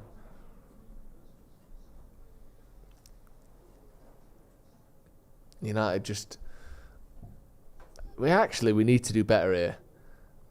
Because we're literally relying on the fact that they are shit at finishing. That is not a tactic that I've ever seen a team use before. We're not controlling the game we're again. Not doing anything. We don't even need to go for another goal, just like pass it around. Yeah. We just invite pressure on. It genuinely reminds me of the Tottenham game. Yeah. We don't really care when they've got the ball, and we don't really care when we've got the ball. We just think we've won this now. Who cares? I know they're probably not going to score 3, but let's just win it. Let's score another one. Let's keep the ball a little bit. We're just counter-attacking every time. Sancho pushing forward, taking ages on the ball. Yeah. What the? Well done. Oh, that pass had to go to Rashford. Fuck me. 1v1 Aspilicueta. Fancy him, wouldn't you? Come on. But again, it's just a heavy ass pass. Yeah. To a lumbering, stumbling, bumbling Martial. Martial actually looks like he's 33. You know, like when. If we hadn't seen him be fast in the past, you would think he was a really slow player. You wouldn't attribute it to you would never give him pace as an attribute at the minute. Like, his acceleration looks slow. His top end looks slow. Yeah. His mental sort of turn, switching it on and off looks slow. Yeah. Bringing on the LeBron James of football. Christian Pulisic. Yeah. Would you have him at United? He's been linked with United. No. Yeah, so would you have him? He was before he went there, wasn't he? It was before, but he's been linked with us. He was linked with us in January, and then talk about maybe in the summer. We're talking about a guy that lost his place at Dortmund because of Jadon Sancho, who we have question marks about. You'll forget that. Yeah, but think about how many tickets would sell in America in pre-season. Sancho literally benched and got... He's like one of the main reasons Pulisic wanted to leave. Yeah. Oh, well played. Recovery heel. Malassi's done well since he came on. That wasn't to you. I was That going was to to say, alright, well, I think he's been right. That was opinions. Rashford's chest-high pass to Casemiro. There you go, he's on. Nice. I think he's been one of Sancho's better games as well. Yeah, he's looked better since he went on the right. Yeah, he has. That needs pressing, that. Can't have the ball in the air that long. Yeah, well done. He's not done it. I don't even remember him touching the ball, Enzo Fernandez. Am I just making that up because he's not said his name? He had a few good passes. I think he created 2 of their chances in the first half. Especially definitely the one to Gallagher. He passed that through. Did he? Yeah. He's not really in one of those positions where he's placed. He's doing a lot of this stuff, isn't he? Yeah, but I thought he's been just decent. Eriksen trying his best to foul him there. Yeah. Couldn't. Casemiro. Yes, man. Great tackle. I thought Wan-Bissaka could have got to that. Do you know where he ran away? Did he run away from Eriksen there? Yeah. Everyone runs away from him, doesn't he? I know. He actually looked it's quite sad watching, like, Eriksen on a defensive transition. Yeah, he's not really got much to offer, has he? I don't think we can be elite with him as the 8 next to, because of that. As good as he is on the ball. I think if we had... I don't know, I know what you mean, and I don't disagree, but I think if the team was set up slightly differently... No. In a midfield pivot of a 2, you can't have... Eriksen's lack of mobility and combativeness off the ball, like, is not going to cut it at this level. No chance. And it's only going to get worse as well as he gets... Do you think Mount fixes that? I think Mount doesn't seem the type... That's what I feel like. Mount's been brought in to be that player, but he must change the system up a little bit where he's going to be Casemiro single pivot. And Bruno and Mount is almost 2 10s. Just being like... not 2 10s, 2 8s. Yeah. See what I mean? Because Bruno's... Obviously, doesn't play that position, but Bruno works hard and will get a tackle when he can. The issue is that I don't think you But is that enough? you can play that single pivot kind of formation with 2 advanced 8s. I think as good as Casemiro is, I don't think you can cover enough ground for that. I feel like you almost need a Kante like number 6 to play like that, or someone a bit more mobile. I know we criticise him, even like a Declan Rice, just someone a bit sprightlier. Yeah. Casemiro is good, but I don't know if he's at the side of his career where he can do like a single pivot on his own with 2 8s that are quite offensive, and quite advanced. Yeah. Ten Hag must think he can then, because people are saying that he wants to replicate what he did with Burgess and Gravenberch, where he had like when De Jong went, where it was get over, dickhead, where he had Edson Alvarez as a single pivot 6, and then he had 2 advanced 8s with Gravenberch. And the thing is, though, with Casemiro, at least when we're full fit, we've got the likes of Varane and Martinez, which makes it a bit stronger in defence compared to the past. Yeah. Got lucky there, Azpilicueta. He just had enough. Wasn't just enough yards for Rashford to take a touch in front of him. He had to try and cut inside. He had just enough legs, didn't he? Yeah. And when he cut inside, he had to. He didn't have the space.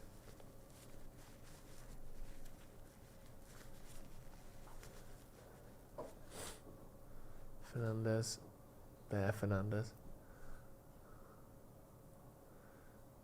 Feels like both teams are just waiting for this to end, doesn't it? Yeah. What are you doing this weekend? 25 minutes to go. I'll be in here watching United Fulham on Sunday. Fantastic. Saturday I have a rare day off, so it's supposed to be sunny in it. It's been great weather, hasn't it? I sit in the garden doing nothing all day. That's the plan. Are you a garden type of guy, Ronaldo? I don't imagine you sat in a garden. No. Why not? I'm 24 years old. What does that mean? Is that an older man's game, the garden? It's an old man's game. I like a garden. It's the game of people without hay fever as well. Yeah, I prefer that excuse. Yeah. Yeah, not that you're old and you have to sit in a garden now. I think the older you get, the more years you spend in a garden, though, to be fair. When you get into your 70s, it is all garden. I didn't mean like I was going to tending to me rose bush. We're just going to push your chair so you can look at the daffodils. Get the barbecue on and stuff. You look at the daffodils from 10 till 11, then we'll turn you to look at the hydrangeas. Is that all right? Yeah. Is that what you mean? Yeah. Just going to wheel him into the day centre. Not bad. I like a garden as well. I don't like a garden. I was just chilling in the garden because it was hot. Because you struggled to get to the shops. I'm going to leave and do an Andy Tate. Oh, wait. We get your grandson to come and buy you some stuff from the shop. Do you want a Calippo? It's warm, isn't it? We get to see another Garnacho cameo. Yeah, Garnacho's come on. Fred's come on. Who's gone off? Martial and I can't even see who else has gone off. Sancho's still on. Rashford's still on. Was it Eriksen? Yes. So yeah, Fred's gone off for Eriksen and Martial's gone off for Garnacho. Who was it who wanted that before? Was it you, Ronaldo? Ronaldo was saying Get Garnacho on and play Rashford up front. That's what we're going to see for the last 20 minutes. It's just that, when do you ever see Sancho play 90 minutes? Never. Good point. We're going to see it today, though, by the looks of it. Unless is Palestri on the bench? I don't want to see Elanga. Yeah, he's not on the bench. Unless we're trying to up his price tag. Tell you what we've done a better job of in the second half, and I might regret saying that, is don't stopping Chelsea's we don't like jinxes possession turning into chances. Yeah. They've not made as many chances of the second half. They've had a lot of the ball, but we've done better defensively. Go on then. It's a good pass. Bruno. Megs! Oh! That's got to be a penalty, ref. He's giving a penalty. That's the nice third penalty We've all actually season. got a penalty. What a Meg. That was a great Yeah. Megs, that. Is it Fofana who gave it away? Because he Megs... Yeah, it is. He Megs him. He goes from the first time, knocks it past him, and just sticks a leg out a second time as well, doesn't he? Megs is, see ya. And then, yeah, it looks like it to me. I think he kicks the top of his foot, doesn't he? It's a lovely little... Even touch him. Yeah, I think he kicks his foot as it's landing. Fofana's not complaining much. Yeah, he kicks his foot as it's landing, which turns it and unsettles him. Come on. This is nice. 3-0 would be lovely, wouldn't Bruno's made sure, though, hasn't he? He's made sure. it? Yeah, of course he has. Screaming every time he gets touched. You've got to, though, haven't you? It's annoying that you have to, but it just gets you more fouls and more penalties if you do that. Yeah. Come on. This will put it to bed, won't it? Definitely now. Yeah, I mean, it's to bed anyway. He said it's night all. Such a shit house Aspilicueta, isn't it? Why? He's like hovering around trying to scuff the penalty area and that. Come on, man. In a 2-0 game. Proper weirdo. 2-0 down, play for nothing. People like that, people that busy get on my nerves. You know what I mean? Come on. Bottom right. There we go. Yes. 3-0. The most comfortable penalty I've ever seen. That was weird, that. It's like he wasn't looking at him, but at the same time he waited for him to move and then just passed it the other way. Not bad prediction. I said Fernandez, Casemiro, 3-0. Did you? Wow. What was my prediction? You said 2-1. 3-1 you said. 3-1. Yeah, I said 2-0. All. I could still be right. Wow. That was a very composed penalty, that, wasn't it? Like he's looking for the movement in his body shape there. Sees him put the weight on that knee, puts it the other way. That's exactly what Enzo Fernandez kicking off with someone there. I don't know what's happened there. He looks a busy little one, him, doesn't he, that Enzo? He loves There's it. a bit of it. I think because Bruno like shit housed Kepa, he scored and then. Yeah. So. But he's obviously going to do that if Kepa said something to him beforehand. Oh, fuck off and go home, you mid-table club. Yeah. To be fair, South Americans are a bit unhinged. Yeah. They actually are. Is that true? Or is that just... Apologise to all it's a stereotype yeah. that's proven correct a lot. Okay, we That's apologise. proven That correct is not a the lot. opinion of Stretford Paddock as a whole. That's the opinion of It's Ronaldo the opinion Brown. of me. Yeah. I don't know why he's kicking off. I genuinely don't see any reason why he's kicking off either. He's having to go at Bruno for celebrating scoring. It's not Bruno's fault you're shit. Like, what's the excuse? We're so shit you're not allowed to celebrate when you score against us. That's not a thing. Fuck off. What is that? What even happened? So he's there. Starts with Aspilicueta as usual. Aspilicueta, Bruno's with Aspilicueta. And then, for seemingly no reason whatsoever, Fernandez sort of puts a shoulder into Sancho. Nothing at all, is it? Sense. He just literally walks up to Sancho and pushes into his shoulder, into his Yo, chest. Malacio, I'm going to need you to get a trim. Come on, bro. You're looking homeless. Not going to lie. What is... I'm going to need you to. Like, I love how it's offending you that much. It's offending me. I'm not going to lie. Whenever I see a footballer whose haircut has sort of been put to the back of their mind, let's say, I always think, ooh, ball. Is everything all right at home? Yeah. Because they could afford to have an haircut every week. Yeah. A lot of footballers have 2 haircuts a week. Yeah. And he's not had one for... Unless it's like a charity thing or something. But there's a point where Bruno was growing What a it, touch and that I thought, was. Fuck this me. is bad. Something's not right here. He's not focused. What a pass. Well played, Dave. Wow. David De Gea within Gea sniffing distance of the 18-yard line there. Fernandez got booked for that. To be fair, I don't even know. He didn't really even do anything. I think all it is Aspilicueta and Enzo is like you're 3-0 down, you've been shit for a while, and you just pissed off. That's it. You know what I mean? Innit? Yeah. Which it'd be weird if he wasn't, but still. You're just taking the piss now, this. Go on, Nacho. Nah, not for far enough. Fofana's Yeah. Oh, go. That's not...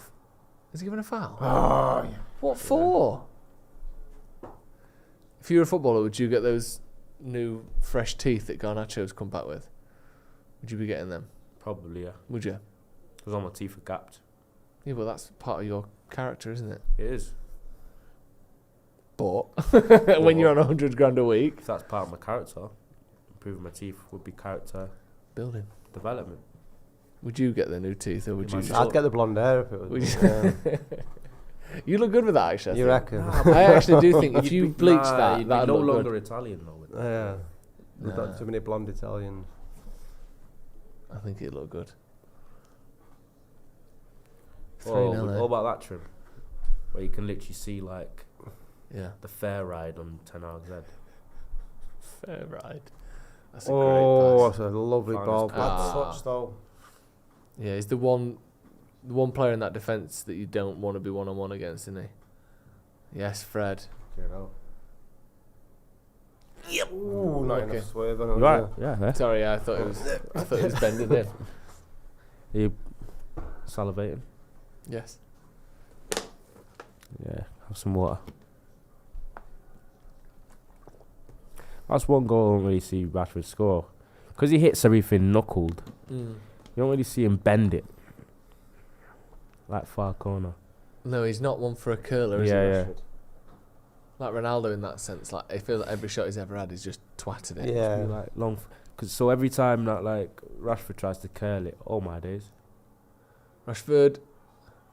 Oh, go on. Yes! There you go. That's 30 for the season. Marcus Rashford making it 4-0. He needed that. I was worried that he wasn't going to get 30 goals this season. An absolutely massive season for Marcus Rashford, that. Fucking good lad. Well done. After last season as well, when so many people were not just saying he's shit, but that United should be selling him, he's a ridiculous, disgrace, yeah. this, that and the other. To come back the season after with 30 goals from the left wing is absolutely unbelievable. Great pressing from Bruno. Good first sort of dummy touch from Rashford. Bit of luck in the end, but fantastic there from Marcus Rashford. 30 goals from Marcus Rashford this What season. score did I love say, that. by the way? 3-1. 3-1. No, but as in, who's the scorers did I pick? I don't Like got all remember. the scorers. I picked Bruno, Rashford, and Casemiro. I don't think you did. Nah. That's great, isn't it? How good is it to see him not just back to his best, but finding a new best, finding First new place heights. since 2013 for 10 years to score 30 goals. That's brilliant, isn't it? Yeah. That's so good. Did you think he could do that this season? No. Not really, no. I mean, I thought like he dropped so You have to low. say that not really. Just say no. Just say That's no? what I mean. Okay, yeah. No, Oh, I didn't Edge, think hey, he would. Because don't I just sugarcoat. thought like he dropped that low, it might take a couple of seasons to get back up, but it's just chalk and cheese in it from this season and last season. I think if we don't Marcus Rashford this year, I think Ten Hag's job could be under pressure. If this season, that's how much I think he's carried the team this year with his goals. Yeah, definitely. Because it's not even like you look at City where, yes, Haaland's got way more than everyone else. Yeah, but you've got Foden on 10 plus, you've got Alvarez there, 10 plus, you've got, I think Mahrez has got 10 plus. Like, it's literally for us, Rashford, and then no one, I think Bruno's got 11. But after that, it's just nothing. Like Martial's got 6, Sancho's Casemiro got must be there 5. now. Yeah. But like, yeah, the effect and the amount of weight that he's able to put on his shoulders and consistently produce when he's had so much stick last year as well. And he What can only an benefit unbelievable season. if we get a proper striker next season. It'll only benefit What his the game hell as was well. that challenge? Because if you get a Harry Kane and all the defenders are concentrating on him, it frees up Rashford and takes the pressure off him as well. Yeah. Pulisic and De Gea having a little scrap now as well.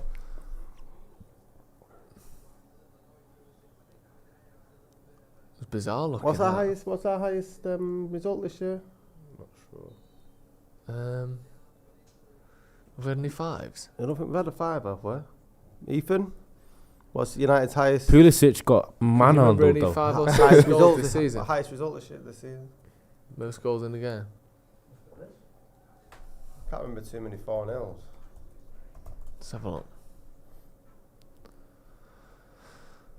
Nothing recently, obviously. Alright, this is where United players have got to be careful. We still got the FA Cup final to play for. The Chelsea have nothing, and they're frustrated. This is when they injure you and that. You know, you get your players. Start leaving one on you. You start leaving 1 or 2. We had a 4-2 against Villa in the Cup. Obviously, conceding the 2 doesn't... I think... This is our biggest win of the season. Good call. Fucking hell. That seems mental, that. Yeah, it does. Yeah, we scored 4 against Villa. I think this is only the second time we've scored 4. We've scored 3 loads of times, in fairness. But yeah, 3-1 against Fulham in the Cup as well. Yeah, got a lot of 3s. But only the second time we've scored 4, and the only 4-0. Fucking hell. Could be 5, got 9 minutes left. Yeah. Top 4 secure as well, that's good. If we get another 15, we catch up with Newcastle. Only need 15 more to catch up with Newcastle.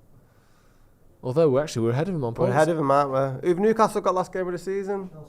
Chelsea away. Chelsea, by the way, who have had an absolutely stinking end to the season fixtures-wise. City, United, Newcastle to end the season. No, that's why a few games ago people thought Chelsea could be sucked into the relegation battle because they had like a shocking run of fixtures. Go on, Nacho. Comes back. Find a pass.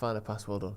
Bruno, a little chippy. Just trying to be too cheeky there, wasn't it? There's loads of other passes. I'd like to see Garnacho go down the line next time. Space down there. 5-0 would be nice. Mari says the fight started because Bruno held up a 0 at Kepa, apparently. It's like, what does that even mean? I don't know. Shit. How many shots he saved? Well done, David. How many European games are playing next season? Nice. How many jobs Lampard will be offered after this? How many? Imagine him go to his agent. What we got then? What's come in? Yeah. Oh, just give it a few days. It's been a bank holiday though, hasn't it? So let's come back on Wednesday, and we'll have a chat because I'm. Well, you said management. Now this Subway. Yes, they are. I saw a sign on the local chip shop there. I said, if not, there's the job centre in the meantime. Yeah. We have got, obviously, we've got you on the job seekers allowance already, but you have to look like you're trying to get a job. And based on what you did at Chelsea, I can't say that you are.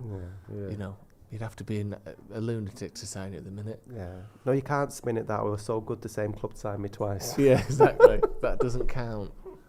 Because they felt sorry for you and they were even worse than you somehow. He's been worse than Potter, though, hasn't he, statistically? I would love to know what the absolute logic was that they brought him back. Off the bar by Garnacho. Unlucky. I don't even know how it got to the bar. It must have been deflected. It looked like it was going like 2 miles an hour. Or did he try and chip him or something? Yeah, I don't know if it took a deflection. Yeah. Should have scored again there.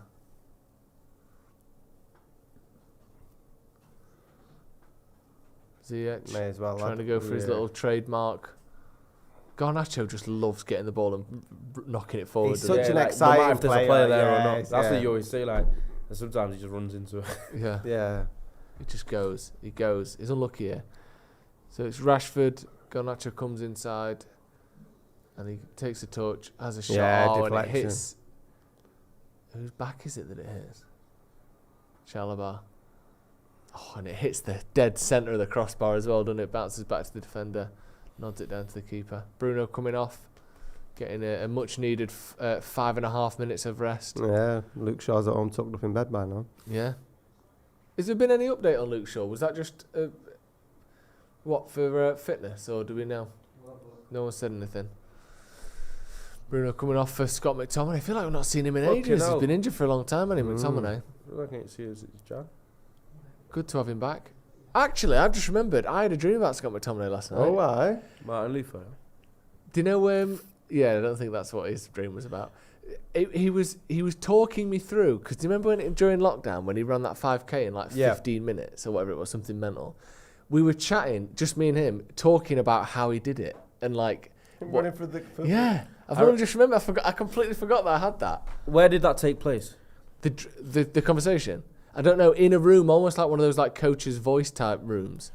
Like a darkened room. I think there's a possibility that it could be deja vu. Like impending deja vu. Really? Like probably one day you will have like an interview kind of convo with Scott McTominay and that will get brought up and then you'll think back to wait. I had that dream. Yeah. That was like pre-deja vu. Yeah. That was weird. Yeah, I forgot. I literally just saw his face then. Premonition is the word. That's the one, not pre-deja vu. Would you mention to that I dreamt McTominay about that he dreamt about him in if I saw him in the near future, then yeah, I would, yeah. because then it would be a premonition. But it wasn't an interview. It wasn't being filmed or anything. We were just chatting. But it was in one of those like, Would you coaches start voice with, room. this might sound weird, but I had a dream about you. Yes. From my dreams to my reality. Scott McTominay. From my dreams to my screams. No. I meant screams. He like wishes. My screw Scott! Some reports saying that Luke Shaw might have suffered some sort of minor back injury. So I don't know if that's true and how minor that injury is, but that's what we're hearing.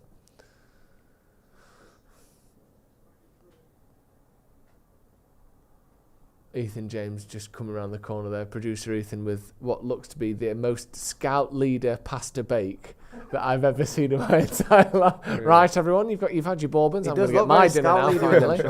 Finally, this one, oof. Angela's outdone herself with this, hasn't she? Both salt and pepper in this one. Now, just a huge tub of pasta bake is brought around there. Gigantic. All he needs is like overdone salad where the chewing's loud. That's like proper substitute teacher vibes. Yeah. What's that yellow candle that you light to keep mosquitoes away? Called like Supernella or something. I feel like teachers felt like they weren't allowed to be seen eating in front of kids if it wasn't salad.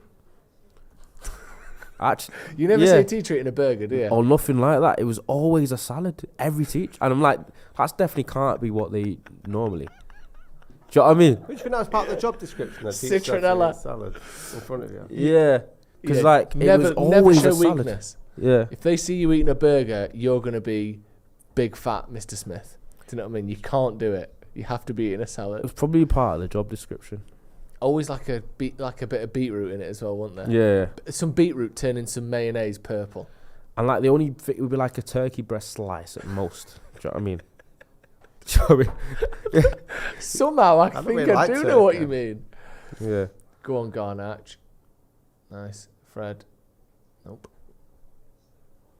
Look at that. Casemiro with the unnecessary chipperoo there. That's a nice little pass. So's that. Bit of space here for Chelsea. Who's that? Pulisic running forward. That's 3 minutes. Don't give them one. It's Felix, sorry, not Pulisic. Easy, really, wasn't it? Just no one got near him, but I mean, we've been good finish. Dicking the ball around, making silly passes, haven't we? Fair play to him. Josh S. Fox says, "Why is Ronaldo's salad teacher comment so accurate?" I don't know. Somehow it is, though, isn't it? Yeah. People having to go at De Gea there. I don't blame De Gea. It's a good striker with no one in front of him, hitting it as hard as he wants from 18 yards out. Right in the corner. Right in the corner. It's a good finish, that man. You can't take that away from. No, it's not far from De Gea, but you can't always just get down instantly. You got it's just a good goal. Well, I say it's a good goal. It's a good finish. Poor from United, but understandably, I suppose. Yeah. Just don't concede another one. Couldn't complete. Go on then. Who's that? Fucking hell. Fucking else. That's the fastest I've ever seen Sancho look. That. Go on, Garnacho! Oh my god! What a save that is! That's a great. There's a couple of times today from Sancho where he sprinted, and I've never seen him look that quick. He looks in my fast. life. Look at him. Conor Gallagher's running through treacle. Like Lewis Hall. Lewis Hall. Good save. Again, that could be Sancho could have had a hat-trick of assists today. Yeah, he's had a good game, hasn't he, Sancho? Yeah, he has. Since he went to the right-hand side, he second looked half much better. A completely different team to United. Weird, because he's... I don't know, I'm surprised we don't see him out there more, maybe, because he's looked really quite good, actually. Come on, one more. Yeah, taking a little short corner. Back to Wan-Bissaka. Who's been good as well today, I thought. Fred's on. Nice.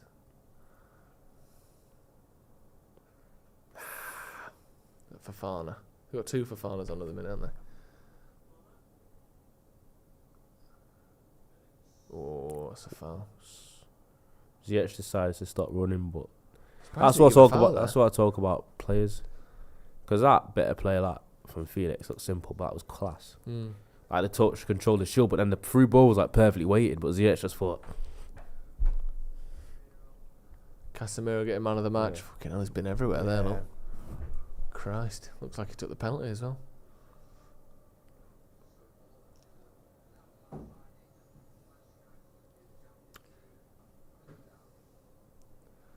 Go on, Casemiro.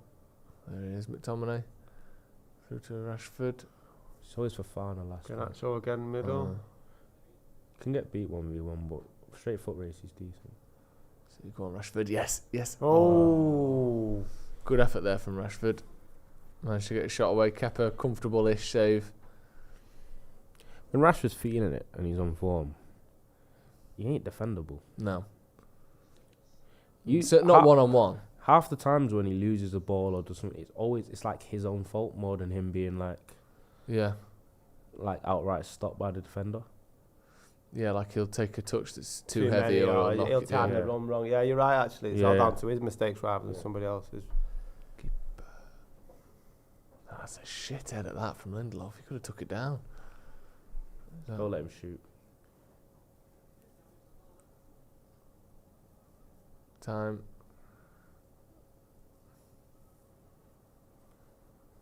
Well done, Varane. Well done. Almost well done.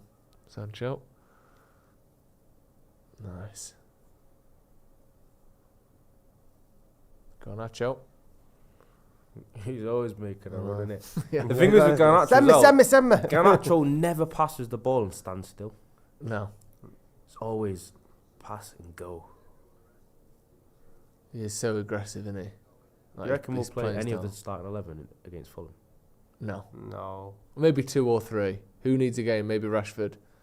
McTominay's on here.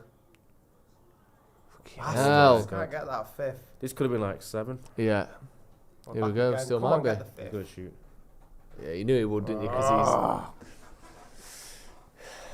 none of them have been amazing. There's a couple of decent ones from Kepa. It's but four. He's had about It's 7 literally saves. 4-1, yeah. And Kepa's been really good. Yeah. This been game really good. should be about 7-40 United, shouldn't it? It should be about 7-4. Yeah. 7-4. So Should many be scoreline. chances. So many chances for both teams. More for United. We deserve to win, definitely, but so many chances. That could have been Sancho's 4th assist, by the way. Yeah, I know. Had a really good game. Go on. Especially the second half, he's been strong. Yeah. I think he'll probably start against Fulham. Yeah, well, if you think if Anthony might be injured for Wembley. Yeah. Talking before, weren't we, saying who's going to start? But now I think about it, him playing more minutes where he's building confidence is probably a good thing for him. Yeah, definitely. Especially if he gets a goal or an assist on Sunday. I'd be go for that. Sancho on the right and Garnacho on the left. Yeah, there you go. Full time. Manchester United 4, Chelsea 1. The biggest win of the season. Top 4 confirmed. I would dare to say maybe our biggest ever win over Chelsea in the Premier League as well, or certainly in recent seasons. Not very often you score 4 against them. Very good win. Bizarre game that had, honestly, 15 really good chances in it for both teams, like, altogether. That was mad, wasn't it? Yeah, I mean, the first half in particular, like I think Ronaldo said, it was like a pre-season game. Everyone was all over the shop. And if it wasn't for terrible finishing on both sides, it could have been 2-0 within the first 10 minutes. Yeah, just getting, obviously, reminded. The first game of the season, wasn't it? Lampard, we beat him 4-0. So that's one of the few times we've scored 4. Ronaldo, quick thoughts on that game? Obviously, we'll have the full review in just a few minutes, but give me your thoughts on that. I thought it was a very, very strange game. Yeah. I think we've shown glimpses of brilliance. There was a lot of good performances in that. Periods where we looked very, very vulnerable. I think defensively we need to be a lot more solid. I think Chelsea got through the centre of us a little bit too easily as well. We were clinical when we needed to be, and we could have even been more so. It's interesting that we've been talking about how bad we have been in our finishing. We scored 4 goals, and it almost feels like we should have had double. Yeah. So, all in all, good performance. Was ruthless enough. We get off relatively unscathed, apart from the fact that Anthony got injured, which is obviously unfortunate. The FA Cup final round on the horizon. We get top 4 Champions League.